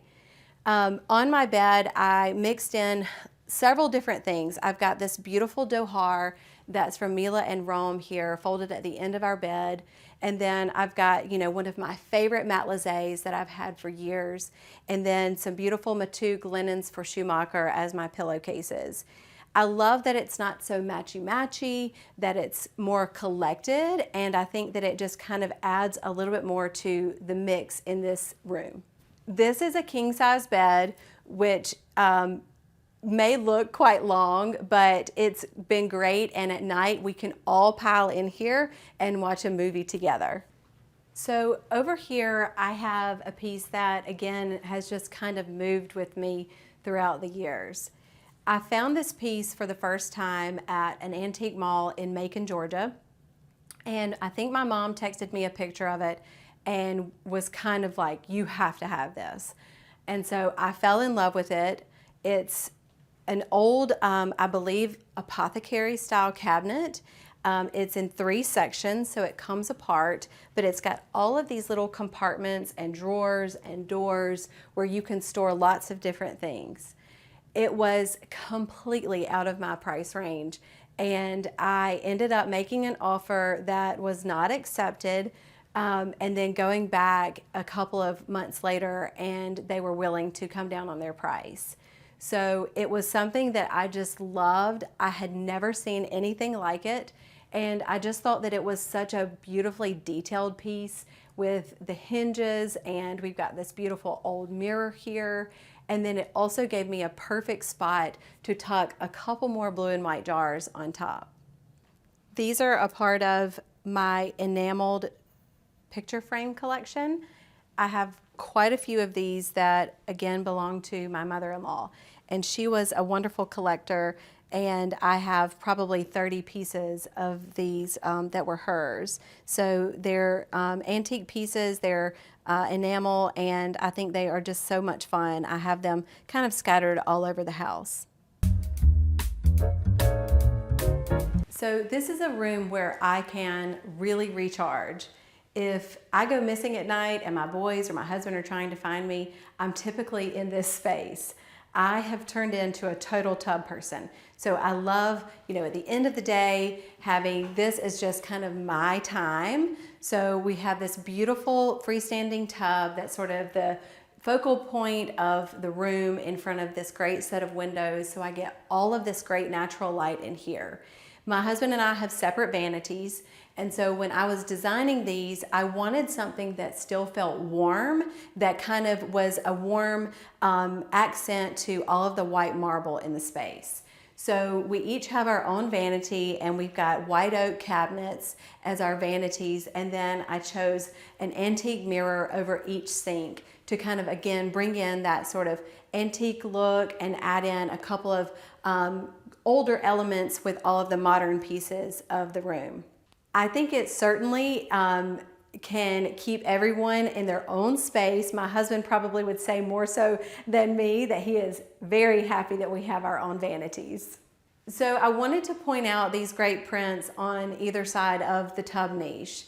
These are prints that my mom, they're antique prints that my mother brought back from England, and she had had them kind of stowed away really for years. I remember running across them in a closet, and she would say, a couple of different times over the years, oh, I'm gonna get those framed, I'll get those framed. Well, when we were building the house, she said, do you want to take those English prints with you? And I said, yes. I thought they were just so sweet. And it means a lot to me that my parents brought them back from England with them on one of their trips. So that's what these two pieces are, this one and the one over on my side. I had them framed in a burl wood frame, which again, I love wood tones and I love mixing wood tones. So I've got the burl wood frame here mixed with the white oak of the cabinetry. And then, like I showed you earlier, I have a set of 6 of these little chinoiserie chairs, and this is one of those too. This little bamboo chair that I have here tucked by the tub, where I can throw down the towel, I can lay my bathrobe, or the boys can put their pajamas while they're getting ready at night. So across from the tub and kind of around the corner from our large walk-in shower is a nice wall where we installed one of the Samsung Art TVs. I love these. These are a designer's dream because, you know, a TV is always kind of the eyesore of a room, but with these you can have a custom frame put on them. I went with the white oak frame, and then any kind of artwork that you want on the TV. So it keeps it from looking like just your basic TV, but this is a place where I can come and take a bath, catch up on my show, and just have a little time for myself at the end of the day. So this is arguably the most feminine room in the house. This is Mom's closet. So I really wanted a place where I had intentional storage for all of my things so that getting out the door in the morning is just that much easier. So we designed a closet for me that has space for all of my things, but really the island in the middle of the room is by far my favorite piece of cabinetry in our home. It was designed by me and it houses all of my jewelry, you know, seasonal items, so it just makes getting out the door in the mornings so much easier. So I'm no stranger to color and pattern. I love color and pattern, especially in my clothes. And you can see with all of my dresses, I love color, I love pattern, I love different styles of dresses. I'm probably more of a dress person than anything because it's just such an easy effort to selecting an outfit. And then, you know, now with all of my shoe display, I can just make that really easy when planning what I'm gonna wear. I love different colors and lengths of dresses. I've got a lot of, you know, pink and blue, but then I've got some really cool vintage pieces that I've had forever. So that's really one of my favorite go-tos, is just kind of my dresses, whether it's spring, summer, winter, or fall. So here in my closet, I have several things that are just really sentimental to me. And one of them is this DIY shadow box that I did myself a couple of years ago. And it houses some of the brooches that were either my mom, my grandmother's, or my mother-in-law's. So the brooch on the top is something that I had attached to my bouquet on my wedding day. It belonged to one of my grandmothers. And then the piece at the bottom, I remember my other grandmother, she would wear to church on Sundays. And then the 2 cameos, one belonged to my maternal grandmother and then to my great-grandmother. So they're just things that were sweet and special to me that I thought could be turned more into art instead of just hiding in the drawer. I'm about to give you a sneak peek of the kids' rooms upstairs, but first I wanted to show you one more little hidden spot in the house. So like I said earlier, utilizing every square inch, we created this adorable little hidden hideout for my kids under the stairs. It's got a jib door and the light comes on automatically, and the boys, they have all of their treasures here under the stairs where they can create their bracelets. I love that we have a little place to stash some toys too. This is my middle son Samuel's bedroom, and as you can tell, he is my dinosaur lover. He loves everything about dinosaurs. He knows how when they were in existence, he knows the names of all of them, and so I wanted to give him a special place to have all of his dinosaurs on display so that he can get them down and play with them, but also these are his treasures. So we designed these sturdy white shelves, so he was able to line up all of his dinosaurs, and he says they're just his favorite things in his room. So here in Samuel's room, not only does he just love dinosaurs, he loves all animals. So we've got animals everywhere. We've got, his stuffed animals, we've got Georgia bulldogs, we've got snakes on the bed.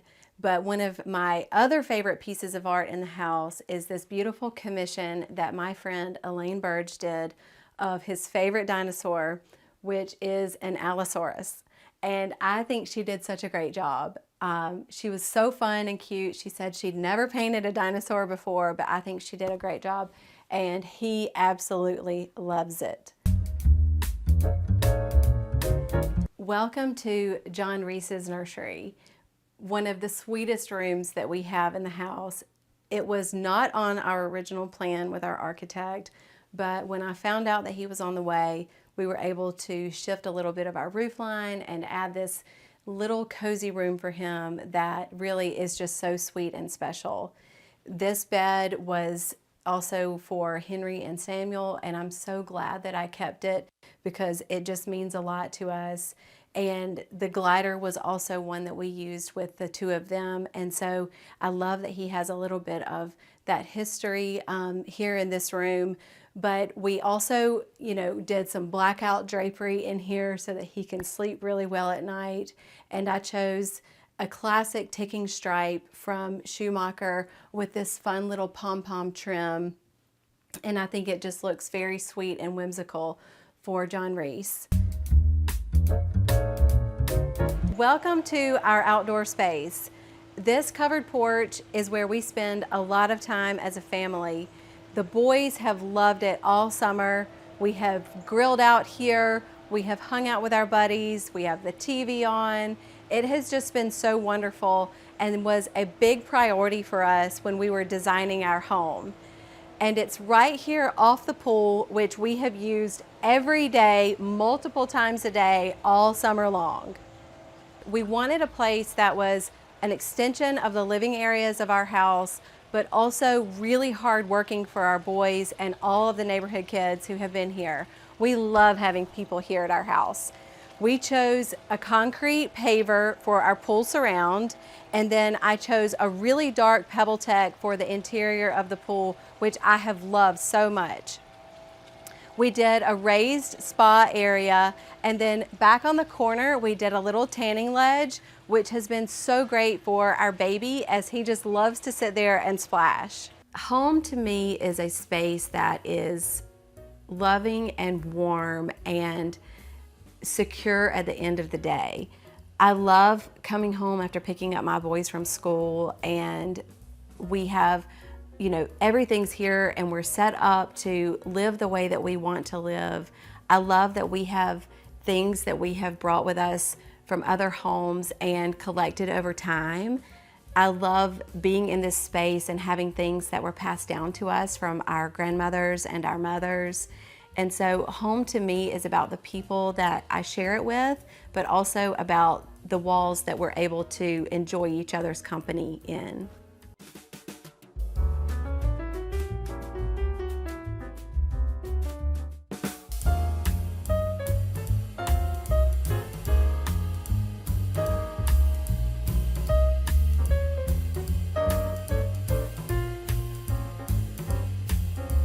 You're watching Homeworthy, where we believe every home has a story. Like and subscribe for more. Hey Homeworthy, I'm Nina. Come on in. Welcome to my home in Atlanta, Georgia.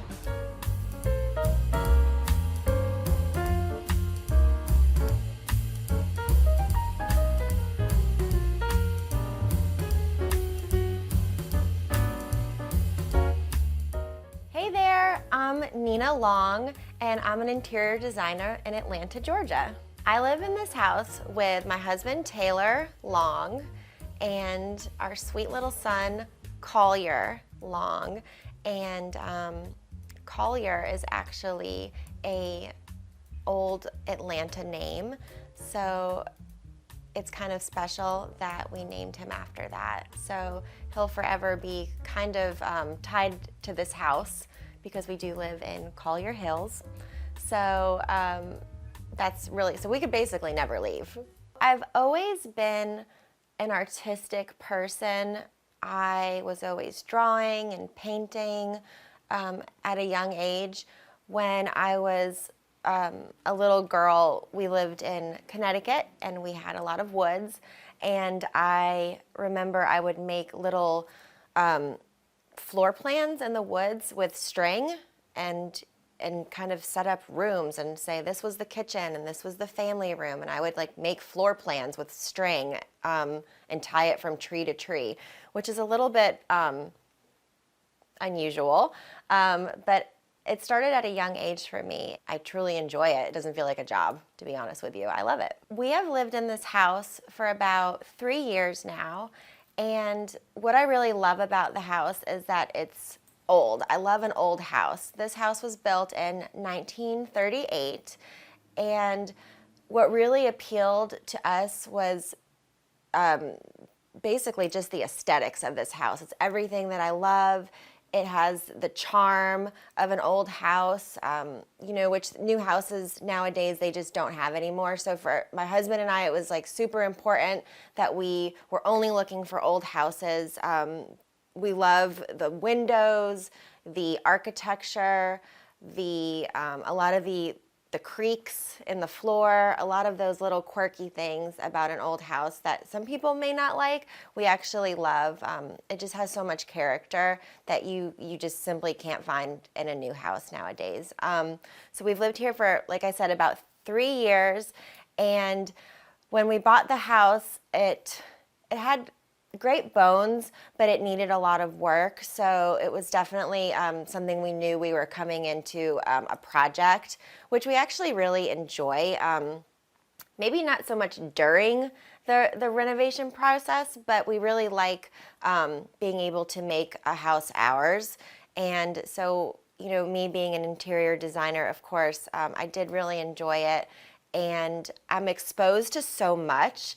So I do have a hard time when it comes to decorating my own house. It takes me probably a lot longer to make decisions, but I do eventually end up making, I think, the right choices. It might take me a long time, but my husband, he's really great because we kind of have the same taste, and so he's awesome because I can just show him something and I say, what do you think about this? And 9 out of 10 times he actually loves it, so I'm lucky there. Welcome to the foyer. This is a small space in our house, but it's also important because it's the first thing you see when you walk in the front door. This is one of my favorite pieces in the whole house, actually, and it took me forever to find this. I mean, literally years.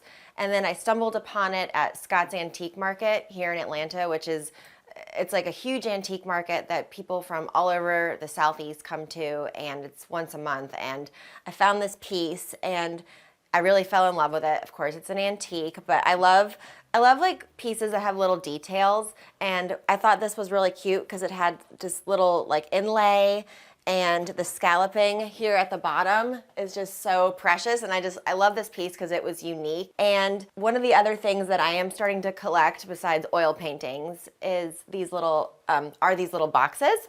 These are chinoiserie boxes or tea caddies, and I just really love chinoiserie. So I thought this was a great place to display the collection. When you walk in the front door, you know, you see something again that I love. And then this is a antique French mirror. Has a scallop detail on it. Just it kind of, you know, looks good with the scalloping on this chest. And I have this sweet little antique alabaster lamp. So it's a pretty simple foyer, but you know, again, all the pieces have meaning, and I found these pieces, like most of the pieces in my house, you know, over time. It's not something that I feel like a house just shouldn't always be like instant. I don't believe in instant house, instant decorating. I think it's something that you collect over time. So that's the first thing when you see that you see when you walk in the door, and I love it. So when you walk in the front door, it's a kind of an open concept, you know. To the right, you see the living room, and then to the left, you have the dining room. And so we'll get to these rooms in a little bit. But it was important that in a home like this, where you have these doorways that open to each other, that it really flows. You know, that's very important to me. In my home and with my clients' homes, you know, you want cohesiveness. You want each room to have its own personality, but you know, when you're looking from one room to the other, it has to make sense. Welcome to our living room. This room is where we actually spend the most time, and it's one of my favorites in the whole house. I think when we originally were looking at this house, this is really what sold me on the house. And I think the reason I love this room so much is you could see all the decorative molding along the ceiling, and that is original. And we'll show you the fireplace here in a second, but that's also one of my favorite features. So this room was a challenge because of the layout. This is where we're spending so much time, so it was important to me that I can, you know, have space for everyone to move around, for little Collier to play, but also when we entertain, that there's enough seating for our friends and family. When I started decorating this room, honestly, the thing that I started off with was this fabric right here. The curtain fabric it's an English print, it's by Jasper, and that was my color palette for the whole room. I wanted something warm in here, so I really started off with that. I found these botanicals at an antique shop. The rug, it was a miracle to find a rug that worked in here because just the colors that I used are, I wouldn't say you see it as much as, you know, you see maybe some light blues that a lot of people use, or grays or creams. You know, this is a very warm room, and I definitely struggled when I was designing this room. You know, I could do everyone else's houses, but I can't do my own. So this took me forever, but I love this room so much. And then I want to share with you quickly, you have to see this mantle. It's my favorite thing, probably in the whole house. This is the original mantle from 1938, and I just love the detail on it. When we bought this house, the marble was actually cracked. It was in really bad shape. So we replaced this. I love the way an old, you know, a honed soapstone looks. I think it's so classic. So I did this, added, you know, an old fireplace screen, and you know, it's the focal point of the room. So I just love it so much. And if I was moving, I would try and take this thing off the wall, but I don't think I could. So originally, we did not have bookcases in this room, and I love, you know, design books, architecture books, art books. So I needed a place where I could store my books. I had my friend who's a carpenter who does a lot of work for our clients come over and make these great bookshelves for me. Also, great place to hide, you know, some kids' toys. So I just love a bookshelf in a living room. So we had a lot of fun designing those. Something really cool that I have to show you guys is this photograph right here. I actually used this in a show house recently, and I fell in love with it, and I just had to purchase it for myself.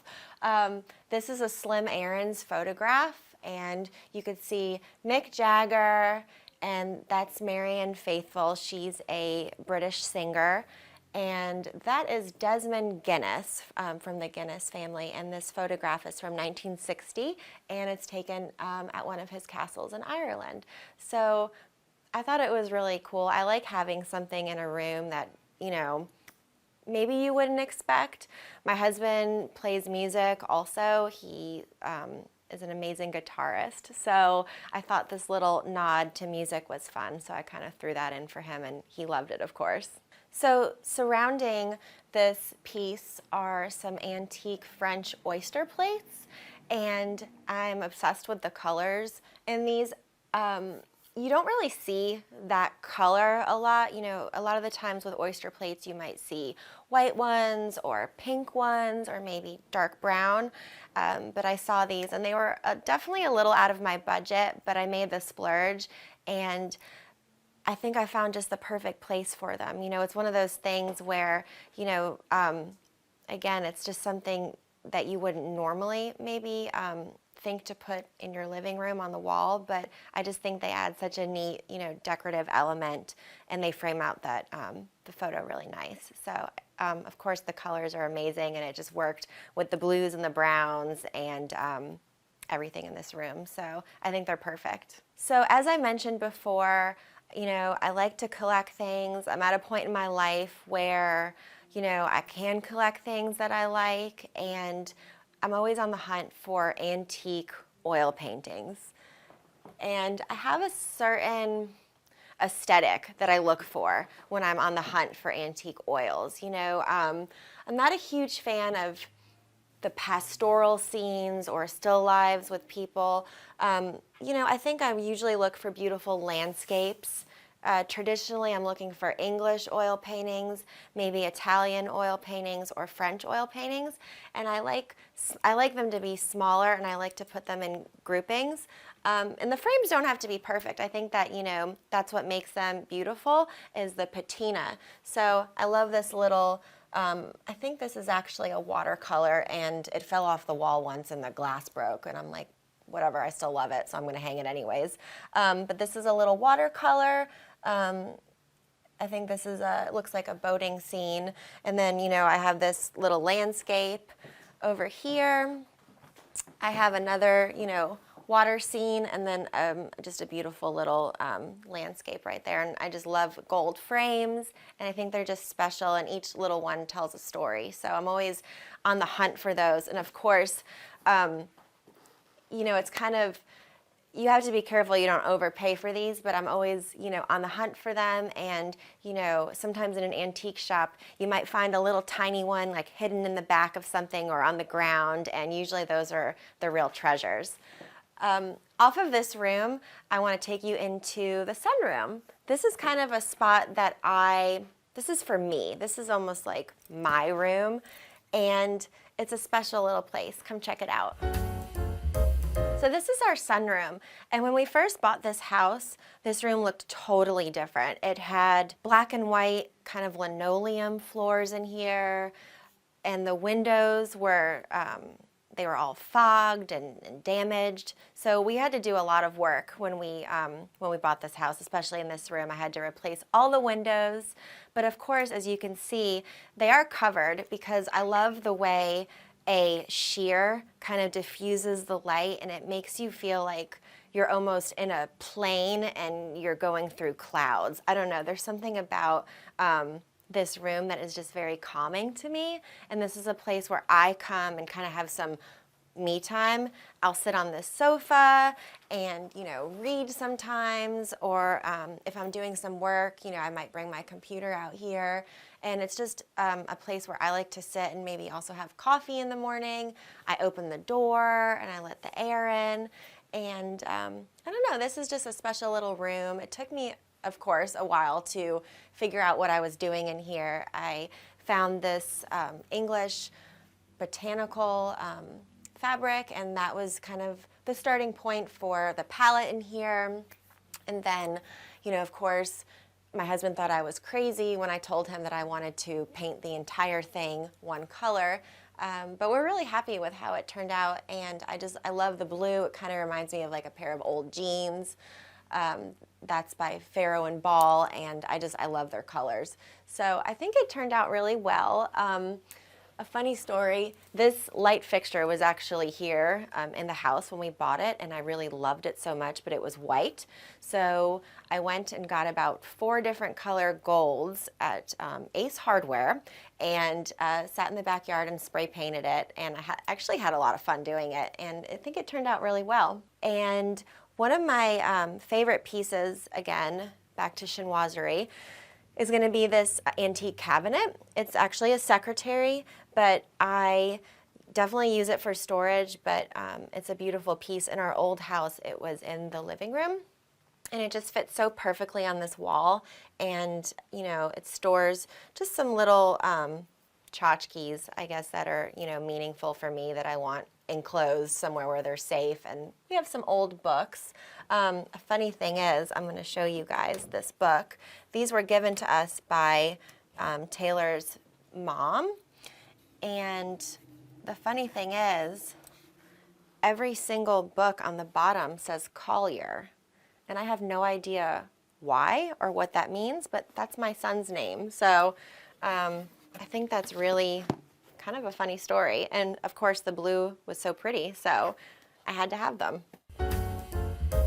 Welcome to our dining room. I love this room too. I'm kind of partial. I love all the rooms in our house, to be honest with you. But this one is extra special because of the wallpaper, of course. I knew I wanted to do a scenic mural in here. And one of my favorite wallpapers is a designer, it's Ixel. And Schumacher makes this paper, and I use it a lot in my jobs. They have beautiful, beautiful designs that are old scenic murals, and this one in particular is Italy, and I fell in love with it. I'm Italian, so again, that's a nod to something that has meaning to me and is special. I thought it was so beautiful. I had a lot of fun picking out the panels that were gonna go in here and what was gonna go on each wall.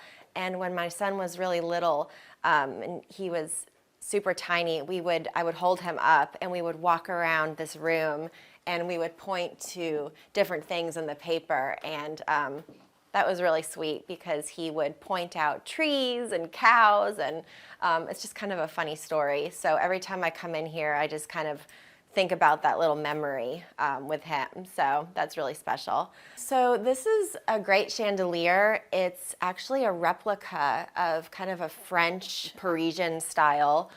This one has the little glass, beads, and it also is iron. It's a gilded iron. And if you look up, you could see that beautiful original medallion that's also on the ceiling. So it's just a beautiful architectural detail, along with the molding that you can also see along the ceiling here, the crown molding. It just makes the room special. And I painted this room one of my favorite greens by Farrow and Ball. This is one of those colors that you could honestly use everywhere and anywhere. It goes with anything, and it kind of changes based on what else you have in the room. And I've used this many times for clients, and I just was dying to use it for myself. And I just love the way that it looks with this wallpaper because there's so many beautiful greens in here. So I think it works really nicely. And so for the rug, this is an antique, one-of-a-kind rug. I wanted this to be a little more subtle since the wallpaper and paint is so strong. And it was tricky to find just the right, rug for in here, but I think we nailed it. I love the gold tones in here, and it just pulls out all this beautiful kind of ochre that you see in the paper. Those are actually a gift from a friend. I was hoping they were gonna hang on till today, and they, this might be the last day, but my friend sent those to me. So they're beautiful. It's actually from a French florist here in town who, funny enough, did our wedding flowers, and she didn't even know that. So I thought that was really sweet. I love doing flowers in here. This is a room that even though this is our dining room, we use this super informally. We don't have a breakfast room in this house. So, I sit in here all the time. I'll bring my computer. I do work here at this table. Little Collier, we put a booster seat here, and he, eats at the table with us. I don't want our house to feel like it's so precious. I want you to feel like you could sit at the table, use your dining room. So even though it maybe feels, it has an element of dressiness to it, it's a place where, we use this. When we have friends over, we will sit here and have pizza. So, we don't have to do a 4-course dinner in the dining room. It's a place that you could sit with friends and have pizza, or, with your child in the morning and have a bowl of cereal. So, It's somewhere that makes me really happy. I look at this wallpaper every day, and I just love it so much. It just really makes me happy. So I think that's what's important in a home for sure. The style of this house, I would say, is a traditional Georgian style house. You know, it kind of has an English sensibility. A lot of the architecture comes from, you know, a traditional English style. It has the brick exterior, which, you know, I love. And in the front, one of the things that just really made me fall in love was the treillage design in the front over the porch. It's really charming, and it has this beautiful like old metal roof, and it's just really sweet and very unique. And you know, so many people have told me that they've driven by this house so many times, and they just love, you know, how it looks from the street. And it kind of, I don't know, it's a popular house. It's kind of well known. The area of town that we live in is a historic part of Atlanta, and there's a lot of history on this street and kind of in the neighborhood surrounding it. So it just fits perfectly in with all the sweet little houses on this road, which are traditional. I would say the area is very traditional, you know, in Atlanta. There's a lot of old, beautiful neighborhoods, so we really love it here. Okay, this is our kitchen. When we bought this house several years ago, this kitchen looked way different. You wouldn't even recognize it.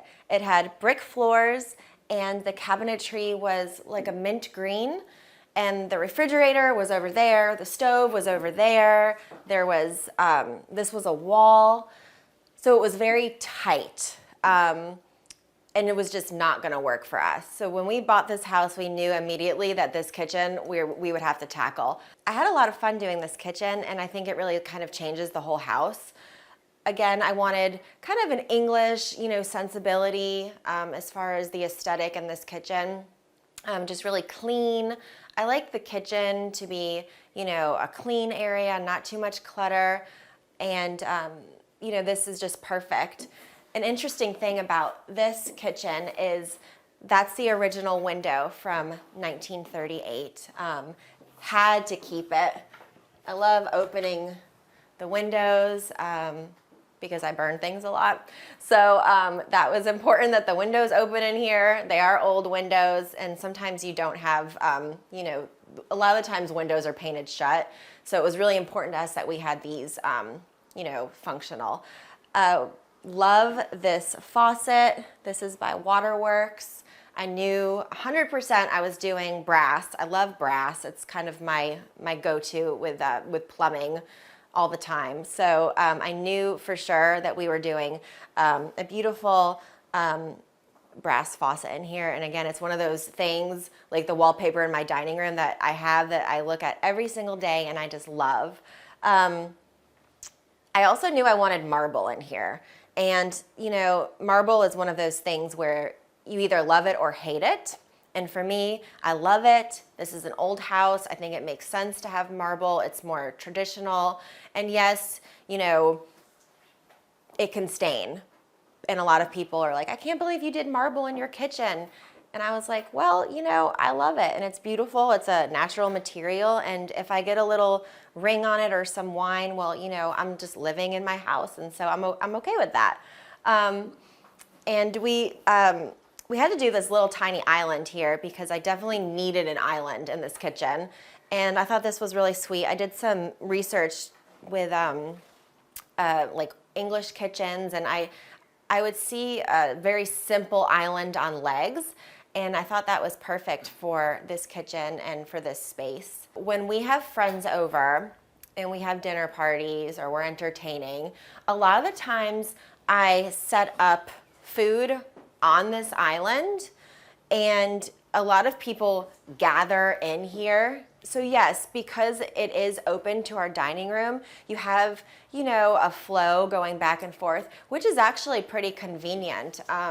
If I'm in here at the sink, you know, prepping things, the dining room's right there. So it's actually kind of convenient. If I'm making breakfast for Collier, he can be sitting at the table and I can keep an eye on him. So It actually works out really well. And, you know, that's just one of the things with an old historic home, especially, you know, here in Atlanta. They are a little more compact, I guess you could say. So as much as I would love a gigantic kitchen, this one is perfect, less cleaning. And it just, you know, it does the job. And renovating it definitely makes it feel bigger and brighter. Because it is a small space, so it's important that I, you know, keep it, you know, pretty clutter-free in here. And I'm one of those people that I don't really, I mean, I like to collect things, but I don't like clutter. So, you know, it's kind of like organized chaos with my collections. But then when it comes to the kitchen, you know, I can't stand having like, you know, baby bottles on the counter and, you know, just utensils everywhere. And my husband's kind of the same way. I guess maybe we have OCD a little bit, so it works well. This is our main powder room, and this room it's really cute. You know, the wallpaper adds a little element of design that I love pattern, love wallpaper. And I put an antique mirror in here. We have a pedestal sink, again with some Waterworks brass. The floor in here is marble. We added that. Everything in this room is new, but I like it to look like it's always been here, if that makes sense. Originally, this whole bathroom was green when we bought the house, and it had black and white linoleum floors, I believe. And it just was not, I was not having it. So we gutted this bathroom, and you know, everybody that comes over sees this room, so I wanted it to be special, and I think it feels like a little jewel box. I'm not a huge monogrammer. It's really big in the South. It's not really me, but I think if you're going to do a little bit of monogramming, a great place to do it is like in your powder room. So I did bite the bullet and do a little monogram in here, and I think it's really cute. So now I'm gonna take you upstairs and let's go check out the 3 bedrooms.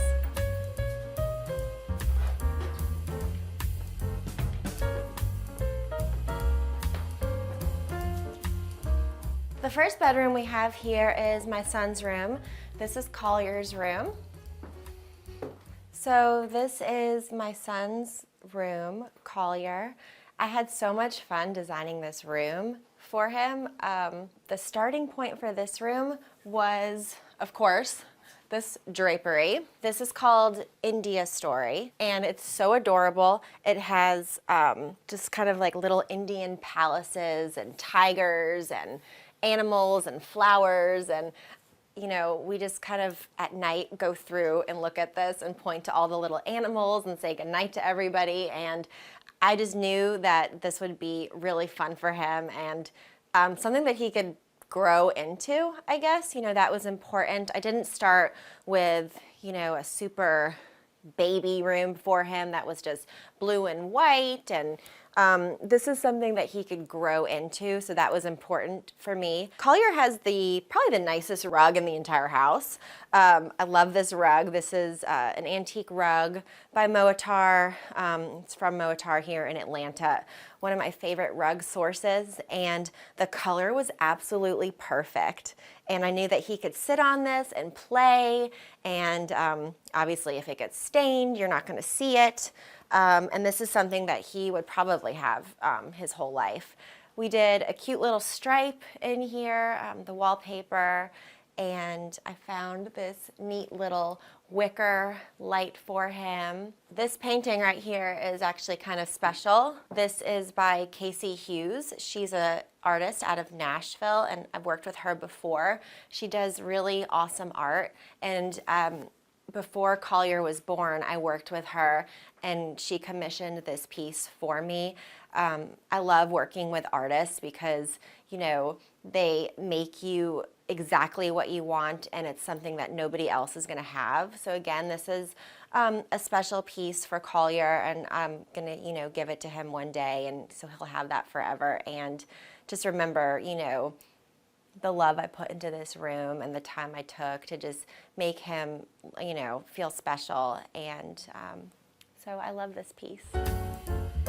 Welcome to our guest bedroom. What's special about this room is this was actually the furniture that my husband and I had when we first got together. This was our first bedroom and I love it so much. Obviously it's special to us. I had to keep it and I still love it. It's really fun. These Bunny Williams lamps, you know, obviously these are really cool. The blues were perfect in here. These draperies we had in our old home and I definitely had to reuse them. So I had them reworked to fit this house because I loved them so much and I just had to use them. And there's just a lot of things in this room that maybe we've had a little bit longer than others. Love this bedspread. I found this on an antiquing trip. I think I was up in New York and I found this. This is from India. And again, little oil painting. You know, I love this little one. I didn't want the guest bedroom to feel too crowded and cluttered. It's not the biggest guest bedroom, so it was important that I use the space really wisely in here. But everybody seems to love this room when they stay here. It has just good light, it has 3 windows, and it's really comfy. So that was important to me, that guests feel that they could relax in here and that they feel comfortable and welcome. Something that I wanted to point out, you know, I love to collect things, and one of the things that I'm going to start collecting is clocks. This is an old little marble clock. This was given to me by actually my partner, my design partner. He has the most massive collection of clocks I've ever seen in my life. And this one is really beautiful. It's white marble and it's an antique. So this was kind of like the start of something. Again, this is a oil painting. It's old. And one important thing about oil paintings is you always want to make sure that they are old. This one says it's from 1918. And I always look at the back of oil paintings because you don't want to buy a replica. So you want to make sure that the back is original and that it's original framing. If it's signed, you know, that's a bonus if there's information on it. I always try and keep the tags on everything so that I remember where I got it, where it's from, and even like how much I paid for it. I try and keep all of that intact, or at least keep it in a little file when I buy all my art. I think my house is really warm and cozy. It's not a grand house, but I think that it has a lot of charm to it, and I'm comfortable in this house. You know, when I come home from work, I love to just plop down on the sofa or sit down on the floor and play with my little boy, and I like to have friends over. We entertain, and it's a comfortable home, you know, and it's a good reflection of really who we are. We're not following trends. We're not trying to impress anybody. It's just really what we like and what speaks to us. And last but not least is our bedroom. So this room was, again, a challenge because we had little to no closet space. We love this room, but one thing is, again, it was tight. So I had to think fast, what are we gonna do to add some closet space to this room? We also decided to upgrade the master bathroom. So we kind of had to do that at the same time, took some space out of the closet and made it part of the bathroom. And in turn, I decided to add these, I guess you could call them wardrobes, these closets, and they're used a lot in Europe because they have the same issue with space kind of that we have in the smaller old homes here, where there's just not a lot of closet space. So we had these custom made, and I wanted them to go all the way up to the ceiling. and there's a ton of storage in them. This is my side, and Taylor's side is over there, but this really solves the problem for us. And as you can imagine, they're so large that when they were made, the contractor actually could not get them up the stairs because they were so long, and he had to take them back to the shop and take them apart. Of course, I was almost in tears over that, but we had to go to plan B and kind of remake these a little bit because they were so tall we couldn't even get them up the stairs. But that being said, it was worth it, and I love them so much. They're very functional. One of my favorite things about our bedroom is the canopy. And when I presented this idea to my husband, of course, he was like, I'm not going to sleep in that at night. And I said, well, you're going to love it. It's going to feel like we're, at a hotel. It's going to feel like we're at the St. Regis. And, I think that a hotel for me is just a place where I can always relax. And I wanted the bedroom to have that same kind of sanctuary feeling. So it's more kind of light and airy in here. The blue I feel is very soothing. It's always a great choice for a bedroom.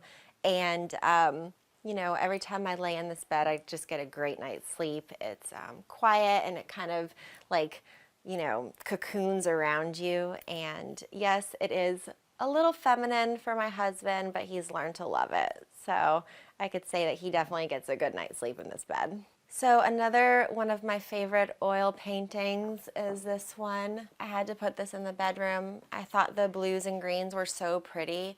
It's a gorgeous landscape. I found that at an antique market, of course, and it's just very soothing. I love the blue skies. It's just, I don't know, relaxing and perfect for a bedroom. And my love for all things chinoiserie. When I saw this desk, I bought it. I had nowhere to put it at the time, but I just knew that I would love it and make a space for it. So this is a neat little kind of vanity desk. I keep a lot of, Christmas cards and letters in here, sweet little notes from my husband, and I have some, special little things in here, and then a wedding photo. So this is just a sweet little area of our bedroom. I love the framing in front of the window here, and the beautiful drapery, of course, with the blues and the ivories and the greens. It's just a special little space where I could sit down and, if I need to take notes on something, I have this desk. It's always great to have a little, desk or a vanity in a bedroom. So I love this one, and so I had to make a space for it, and it was perfect right in here. This is our bathroom. When we first moved here, this bathroom was so tiny. It only had one sink. The toilet was over here, and that behind me where the shower is was actually our closet. Made some changes. We, gutted this whole room. We added a beautiful marble floor, custom cabinetry, marble in the shower, and of course my favorite, brass faucets. These are from Waterworks, and I love how they are really simple, but they kind of have that vintage feel to them, which I think is really appropriate to the house. And when I'm doing bathrooms, especially for me, this being an old house, it's important that the bathroom is classic. I'm not looking for anything super trendy in the bathroom because we come and go. Let's say the bathroom's going to stay here. It needs to be timeless. So it's really important that in a master bathroom that it's just classic. And so that's what we wanted to do in here. We have these little kind of vintage Ralph Lauren lights, just very simple. Medicine cabinets are a must in a bathroom of this size because I have a lot of products and I like to have extra storage. So I have everything in here and then plenty of space down here, drawers, cabinets, they hold a lot of things. So it works out really perfect. Recently, I put up this grass cloth just to add a little texture. I don't have any artwork in here, and I kind of toy with that. Do I want to put something up? But then again, I just kind of like the bathroom to feel clean and just be like a functional place where, you know, we come in, get ready, and you know, you don't spend a whole lot of time in here because it is, you know, a smaller bathroom, but it works perfectly for the two of us, so it's all we need. I think a home is a place where you can be yourself, where you could be comfortable, where you could live and just feel safe and know that you could come there and just feel good when you're in that space and when you have those walls around you and you want to be there. We love our home. You know, we like to stay home. We like to be here. You know, our ideal Friday night is, you know, sitting on the sofa with sushi and some wine and watching, you know, a movie or something. And, you know, it's a great location. We have parks, you know, we like to spend a lot of time outside. So home is just somewhere that you want to be.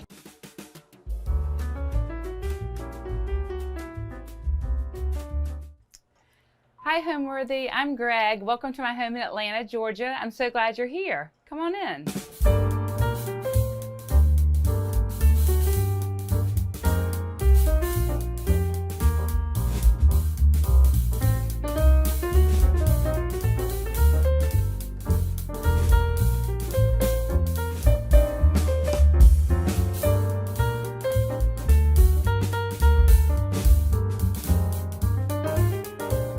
You're watching Homeworthy, where we believe every home has a story. Be sure to visit our website, homeworthy.com, to discover amazing furniture, art, accessories, and more, all handpicked by our editors to help transform your house into a home. All of the items are inspired by the episodes you see here on Homeworthy. Enjoy!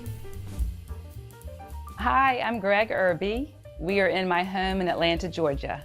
I live here with my husband, Mike, and then our two children. Our son, Sims, is a senior in college, and our daughter is a junior in college.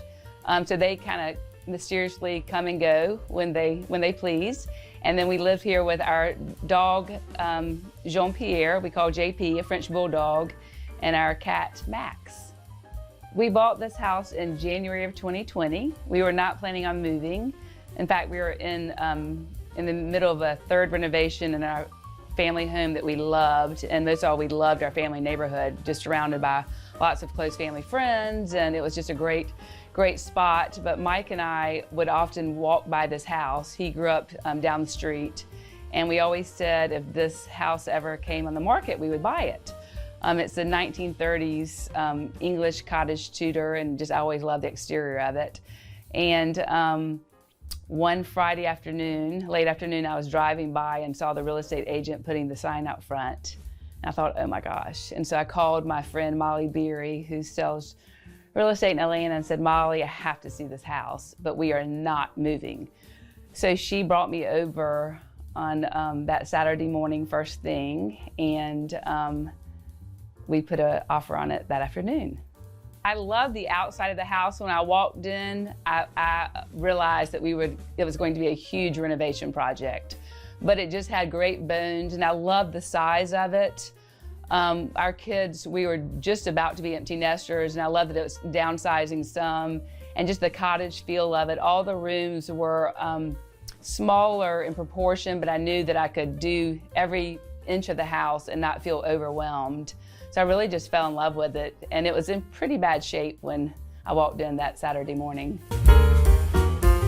So one of my favorite things in all homes are large foyers, but I did not get that in this home. But I had this very small entry, but I wanted to make sure I really made it fun and dramatic. So I started with this grass cloth wallpaper, which I love, by Ozar Brie, and it just had great texture and just a great punch. And I found this mirror at the flea markets in Paris and was so happy that it worked here. And then I got this Rococo console, and it had a yellowed marble top, and I found this fun marble top to replace it with. And this is a grandmother's lamp we just put a new lampshade on it. A wedding gift. These are wedding gifts as well. And then art from the gallery by Sarah Camelli. So I love just mixing the old with the new. With this entry being so small, I wanted when people to come in for them to not feel so closed in. So I decided to make this space here, hoping it to be a part of the entry. And this is one of my favorite paintings by Lynn Sanders, a 48 by 60, which I just think works so well in this room. And I found these Biedermeier chairs, which I fell in love with, and they were in great shape. And I just added this C.W. Stockwell animal print to them. And then you'll see in my home, I have a few different areas where I have the dolphin motif, which I love, this dolphin table. And then just things, this was my grandmother's. I remember exactly where it was in her home in Charlotte. And in the bookshelves, it shows a lot of the things that I really love, mixing the old with the new. This is a favorite. These are early 1800 Chinese porcelains from my husband's grandparents. She collected them from H. Moog, which was in Atlanta. It was a mainstay in Atlanta for years. Mixed with, these were my great-grandmother's, and wedding gift. The horses I have on both sides of the bookshelves. They were from an antique shop in Rhode Island where my daughter went to school, and I loved the town. On her graduation weekend, I knew I wanted to get something to remember it by. But again, more things. This is the Chinese porcelain. You'll see that I love anything chinoiserie, and we're just lucky that we were able to receive those from grandparents. I loved mixing the old with the new. So, early 1800 with a collage painting by Erin McIntosh, who's a gallery artist. I've represented her for over 20 years. And then these tortoise handles by Nest Collection, who are here in Atlanta. I think those just add a fun touch to the bookshelves. And all of these cloisonne boxes were collected by a grandparent, so we have those scattered throughout. And some of them you even can open up and see, old buttons that were that she used, or it's kind of neat. I grew up in South Carolina, and my mother was an artist, and my father was an attorney, and just always was surrounded by watching my mother create. But I was more business-minded, like my father. I got my business degree in marketing undergrad, and then went and got my MBA. And when I first started out in Atlanta, I would go around and try to start my own art collection, and I couldn't even afford the little tiny, 8 by 10 paintings. So I was like, God, there's got to be a way to find artists that I can afford. So I started representing emerging artists, and I'd have shows in my home. And then I decided to take the show on the road, and I'd go to other southeastern cities where my friends lived, and I'd have shows in their homes. And it really grew from there. And I opened up a gallery in 2006, 2007 in Atlanta, and it was open just 2 days a week because my children were young, and I would race home and get home before the school bus arrived, and it just kind of grew with my family, with my life. And now we are at Peachtree Battle Shopping Center, Atlanta, Georgia, just down the street, and we represent about 45 artists from all over the country, a couple of international artists, and we just have a full team, and we're selling art all over the country, and it's been tons of fun. It's been a fun, long, interesting journey. The living room, I decided to start with the paint color, and I fell in love with this Farrow and Ball Pen Noir paint, which is kind of a lavender gray in the estate emulsion, and I painted everything in that: ceiling, trim, walls. So after I chose the Pen Noir color, I decided on two things simultaneously. This painting by Amy Wright, who's an Australian artist who we represent. I loved all her colors and just the surreal genre of the painting. It just adds so much depth to this room, and then I could use all my collected chinoiserie to surround the painting. You'll see that I have probably up to 10 pairs of food dogs in my home. I love food dogs. And the next thing I did is I chose this ferric mason fabric as maybe, my lead fabric in this room.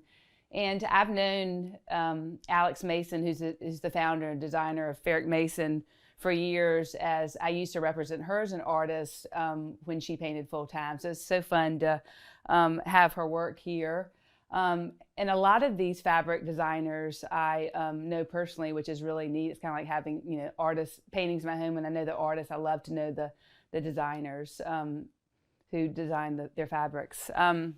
Here, just mixing old with new, and old painting that came from great-grandparents with a new painting. And I always just try to find spots for paintings wherever I can, above side tables. And I love this hand-painted side tables that I bought at an antique shop here in Atlanta. And then in this room, what we did is I needed more space in this room, or more seating in this room. So I had this bench built in, and with this Marika Meyer fabric, which I just love. And then it's great because I have great storage under here, which I need in this home. And these are great little Shin toasters by Coley Home. They're just great to pull up, and we've used these lots. So it makes for a good space for entertaining, and we can fit a lot of people in here when we're all together.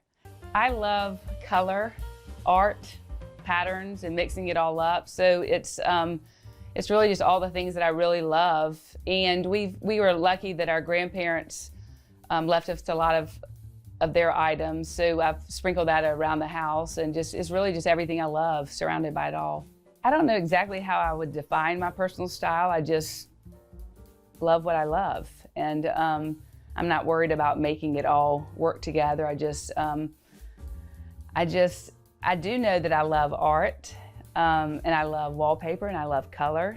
And those are kind of the main three things that inspire me. And I usually start there and just see where it takes me. Each room I did by really thinking about the kind of the feeling I wanted to have when I was in that room. And in here, we only come in here like in the evening, sometimes like on the weekend. And it's just fun to kind of come in here and have a drink with another couple or just by ourselves. Just a totally different, dramatic room. And this gives you a break. So I'll have like a room that's real peaceful, then one that's dramatic, that's real peaceful, just to kind of have a rest, and just whatever your mood is, you go into that room. And again, that's one of the reasons I love this house, because the rooms are small, and it is, choppy in the way that homes used to be. So I love that, to be able to create different feelings in each room, but they all show my personality, just that I do love color and layering and chinoiserie and art, wallpaper that you'll see throughout every room in the home. And I started with the wallpaper in here, and again, this is by Alex Mason of Ferric Mason. The day she created or released this wallpaper, I fell in love with it, knew I had to have it. And so I use this lacquer Benjamin Moore steamed spinach in here that works really well with the wallpaper.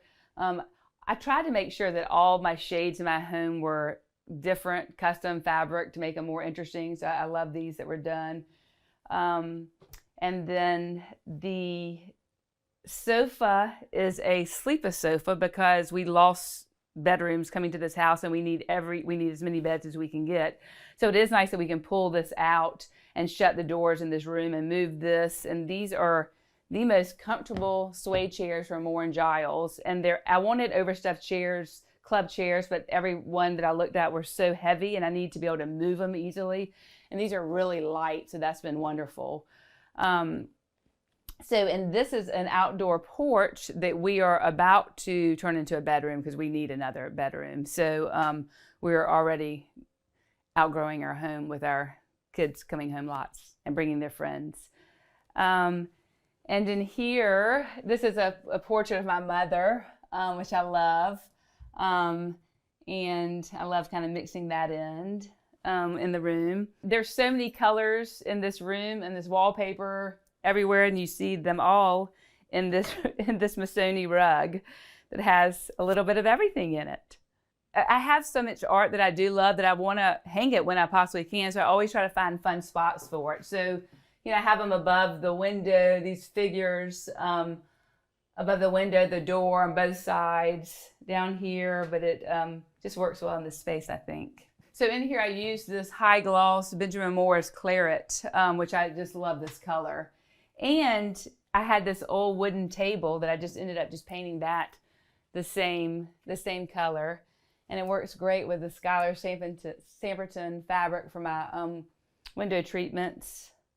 Come into my powder room and I'll show you a new wallpaper design that I am designing with an artist friend, Nancy V. Westfall. So this is one of the 2 wallpaper collections we have right now, and we have a few more on the horizon on this koi fish, but I think it looks great in here with the vaulted ceiling shower.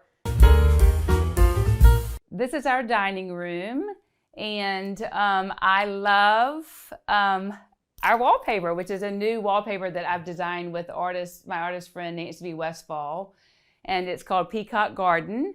And we used Farrow & Ball's Borrowed Light as the background for it. It comes in a few colorways.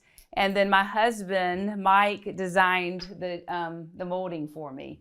I couldn't figure out exactly what I wanted, and I wanted it to be really unique and work well with this wallpaper. So I was very happy that he did this and worked with our builder to make that happen. And you'll see more of just kind of my chinoiserie that I love. These are some old Italian iron flowers that were passed down to us. I wanted the round table because it just worked in this room that is so square. And this room is really kind of a pass-through in our house, so it really works, scale-wise, it works best. And I'm eventually going to put a tablecloth over it with, you know, my coffee table books, which I'm obsessed with coffee table books and have millions of them, to use this room for more than just a dining room. I love to host dinner parties, so this table has been used a lot. And I have this piece here, which is great to hold all of my china and a lot of my silver that I also store my kitchen because there's just not a lot of storage space here. I didn't want to put a huge piece in this room because I just didn't want it to hide the wallpaper. So this works well for me. You know, lamps that I found in an antique shop and painted the base to work with our wallpaper. And this was a wedding gift from our cousins. So I love pulling this out and using this. So this is just great to just, you know, I keep my pressed linens stored in here, which works well. And then my china plates. So you'll see that my, china is the blue and green, which, works well with my chairs. And then I do love these sconces were grandparents, these old Italian. They've been shipped in over the years, but they still mean a lot. Those were hanging in Mike's grandmother Irby's home in Atlanta. I love choosing art for my home, and I can't imagine ever letting anyone else choose it for me. It's just so personal, and so it's one of my favorite things to do. And if people ask me if I rotate art in and out, now I could never do that. I mean, I'll rotate, and once I buy a piece, it's mine forever. Sometimes I'll move it around or not use it during a certain time period, but I'll always bring it out. But I just love my art collection, whether they're hanging on the wall or they're under the bed for the time being. So this is our bar, and I started with this rule of 3 wallpaper, which I fell in love with. Design Social Studio here in Atlanta represents rule of 3. She's out of California. And I just think it's just this amazing marble wallpaper. And then once I found that, I used this Stifky blue, and I lacquered the bar in Farrow & Ball Stifky blue. And love this around the Moore & Giles leather. This is a little bistro table that I found in flea markets in Paris, which was so fun. And sometimes I'll sit here and have coffee in the morning, or sit here and have a glass of wine while my husband's cooking. But this is This bar is small, but it is funny when people are here, we all pile in here lots. And again, I love mixing old paintings in with everything. You know, I love these glass blend, colorful glasses. So pretty. Lots of color. So now we'll go into the kitchen from the bar. And this is our very small kitchen. I decided to paint it this Scenic Drive by Benjamin Moore, which I do love. So we tried to renovate this kitchen the best we could, but we realized we've got to make it bigger. We're used to having a big island in our kitchen. So we are about to knock this out and double the size so that we have a large island and just redo it all. But I'm still keeping my green because I love my green. This is an old painting that I got at a little flea market in Italy that I love. We had all these, I hate seeing plugs, and so I got these Forbes and Lomax brass plate covers, which have been so great because I think they're so pretty in themselves. So that's been a nice addition. And then these lamps are from Oka, and these come in different colors. I think these are just the best inventions. I love them, and they happen to work with my green. And this is we were in Sicily, I guess back in like 2019, and this is one of the heads we got from Sicily. So again, just buying things when we travel that remind me of our trips. So we'll head from the bar to the family room. And in here, I actually painted it a neutral color because it needed that. So here I started with, the first thing I want to start with is this tile. I saw something similar to this and looked high and low and found this and so this was kind of the centerpiece of this room. This room is not symmetrical, so it's a real bear to try to figure out how to place furniture. I hate TVs in rooms, and my husband loves them. So that to try to distract from the TV, I had these two paintings commissioned by one of my artists, Kay Floral, out of Colorado. So it really kind of draws your attention to those sides, to the sides of the TV and not straight on it. I love this old Italian dog that we've had since we were married, that was passed down. These are lamps from North Georgia artists that Deering Antiques and Miami Circle sells these. I think these are really special. And I love the Cowton and Tout fabric that Elizabeth Graves chose for me. This one and this chair over there, which normally I would not have chosen, but I think they look great in here. And then mix them with all these Peter Dunham fabrics that also are nice. This table is from ABC Modern off of First Dibs, and the guy who owns it, his name is Dean, he's a great guy, and I couldn't figure out what table I wanted in here.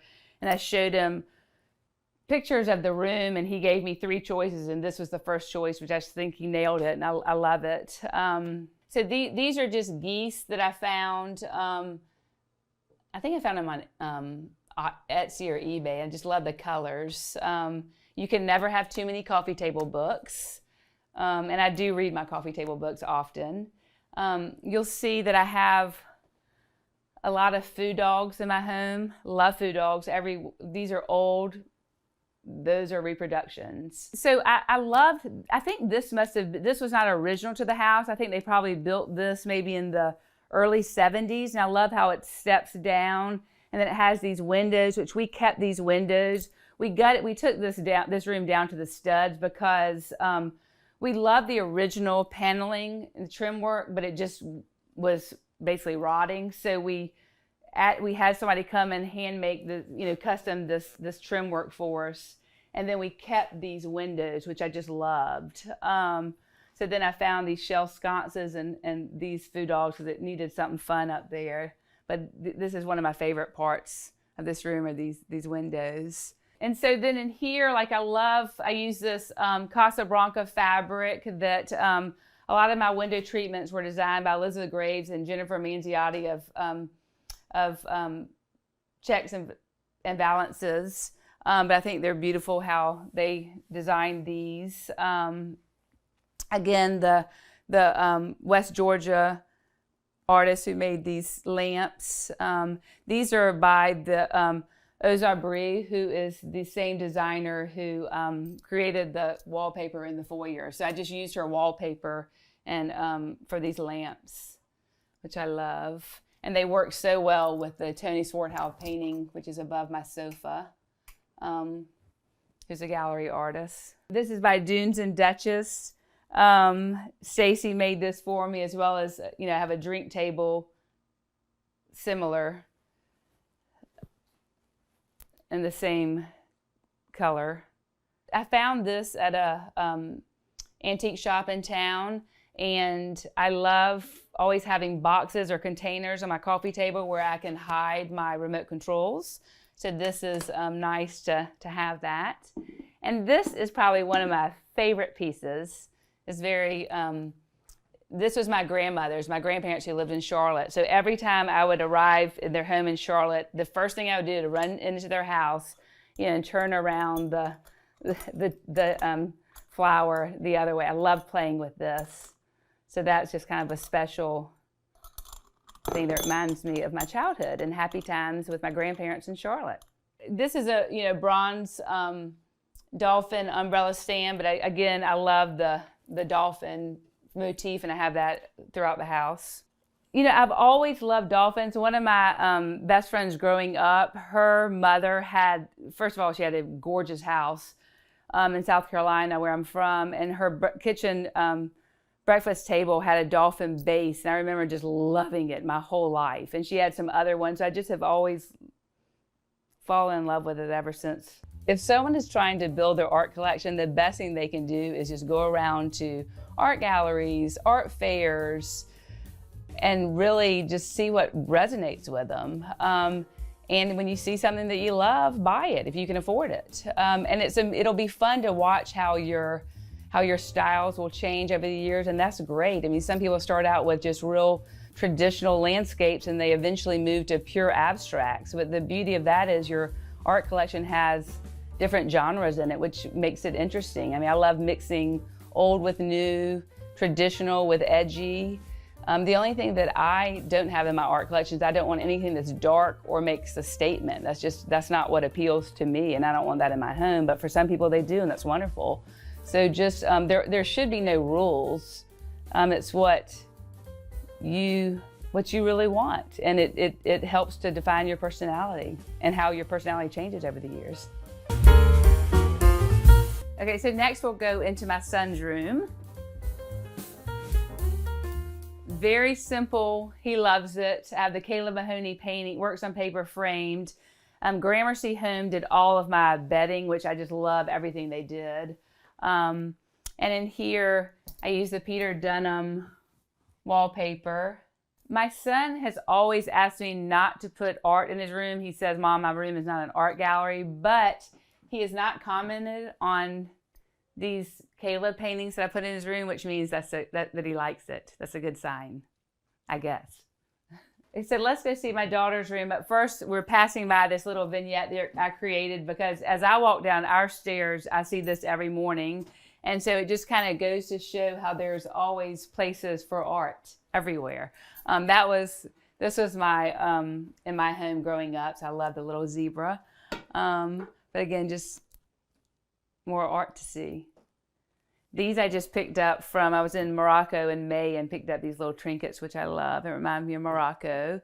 This is by Aaron Clark, which is just a happy painting that I get to see every morning when I walk downstairs. This is to my daughter's room, and there used to not be a wall here, so you would just walk through her bedroom, but we had to create a wall and have this hallway.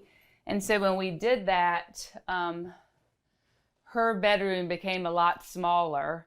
So what I did is decided to make all of her closet, everything built in, so no other furniture besides her bed and this bench.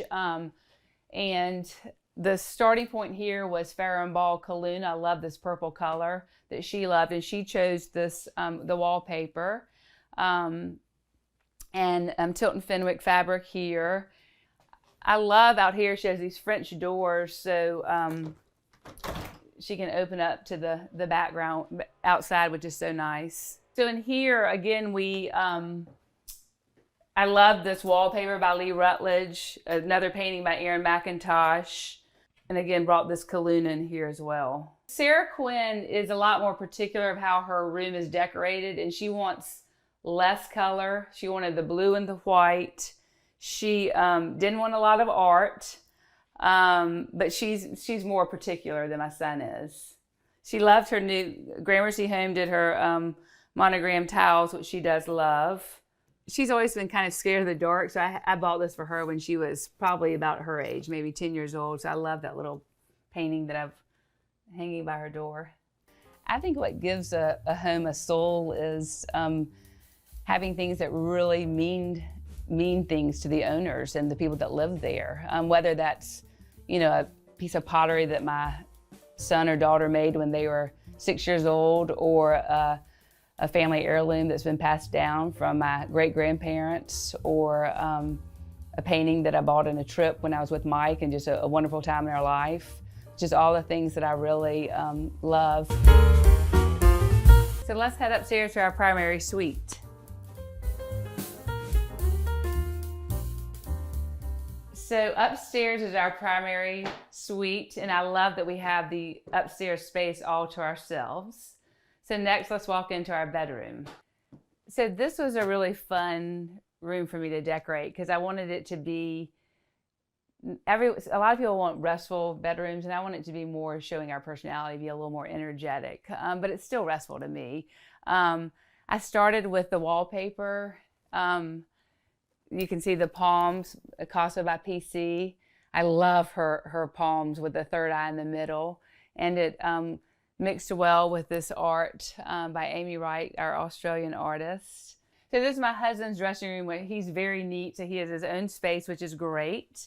And we added this grass cloth to just kind of warm it up. And this is where Jean-Pierre sleeps every night, right next to him.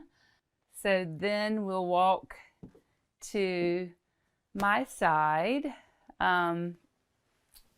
We're both huge readers, so I do sit in these chairs a lot and read a book. And then these are by Coley Home. Great little side tables. Gramercy has great lamps. Mike has asked a few times, when is there too much wallpaper in a home? And I always say never. So I think that's his nice way of saying that he feels like we've overloaded in that area. He also was not crazy about having a pink bedroom, but I said it's not pink, it's actually more coral, and it has lots of blue. So he kind of goes with the flow.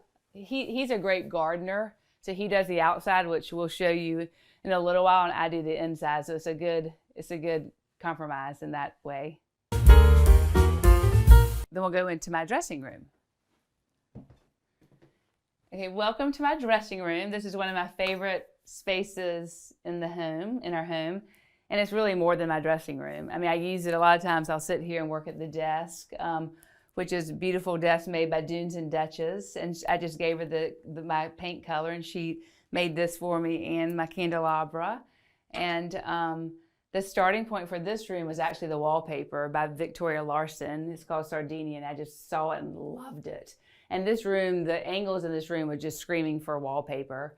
And it's nice that everything is behind closed doors, you know, my shoe racks. Obviously, I needed a place to put my hanging clothes, but I didn't want this space to ever look messy. So I love that these were created so that I could hide all that. Because when I'm in here, it doesn't matter if it's messy behind all the doors and the fabric, it can still be a very restful space. And one of the things up here that I love is that the doors open up to this little balcony. And so you can just see outside and how pretty it is outside. So sometimes I keep the door open. And this is our primary bathroom, which we added these windows, so it's so nice to kind of look out and be able to see the beautiful trees. And I love just adding in a rug to warm up this space and this old rattan piece. And you know, there's always places for art in your bathrooms as well. I usually put my art in bathrooms behind glass, so it's great to do works on paper behind glass to make sure it's protected. It's very important that we have separate vanities because he's very neat and I'm not. Now let's go see our little guest house out back. So my #1 goal for this guest house was for it to be a very happy spot. And I started with this wallpaper by Maisie Path that is the happiest wallpaper I've ever seen. I love it. And found these lampshades from Maison Maison and this Mally Scott fabric. I made this ottoman out of her fabric. And it's just a great little house. It's just made for one or two. This sofa opens up to a bed.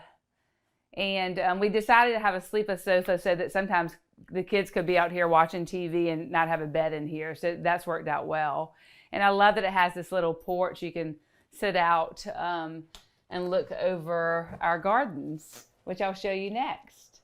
So this garden was created by my husband. He spent a lot of time designing this, and we spent a lot of time out here, especially on Sunday evenings by the fish pond with the music playing, and it's just been a wonderful spot to be outside. And luckily, again, in Atlanta, we can use it for many of the months of the year. And when it gets a little chilly, we have a fire pit over there that we sit around. And it's just so nice being outside, surrounded by trees and birds, and it's just a happy, good spot. Home for me is being with my family and friends. I love to entertain and to have everyone come over and just be together and have a great time and relax and feel comfortable. And this home, especially since that is our empty nest home, it's a place where I want my kids to come to and for them to one day bring their kids to, and it just to be a happy place for all the Urbies. Thanks for watching. Go to homeworthy.com for exclusive content and shopping guides.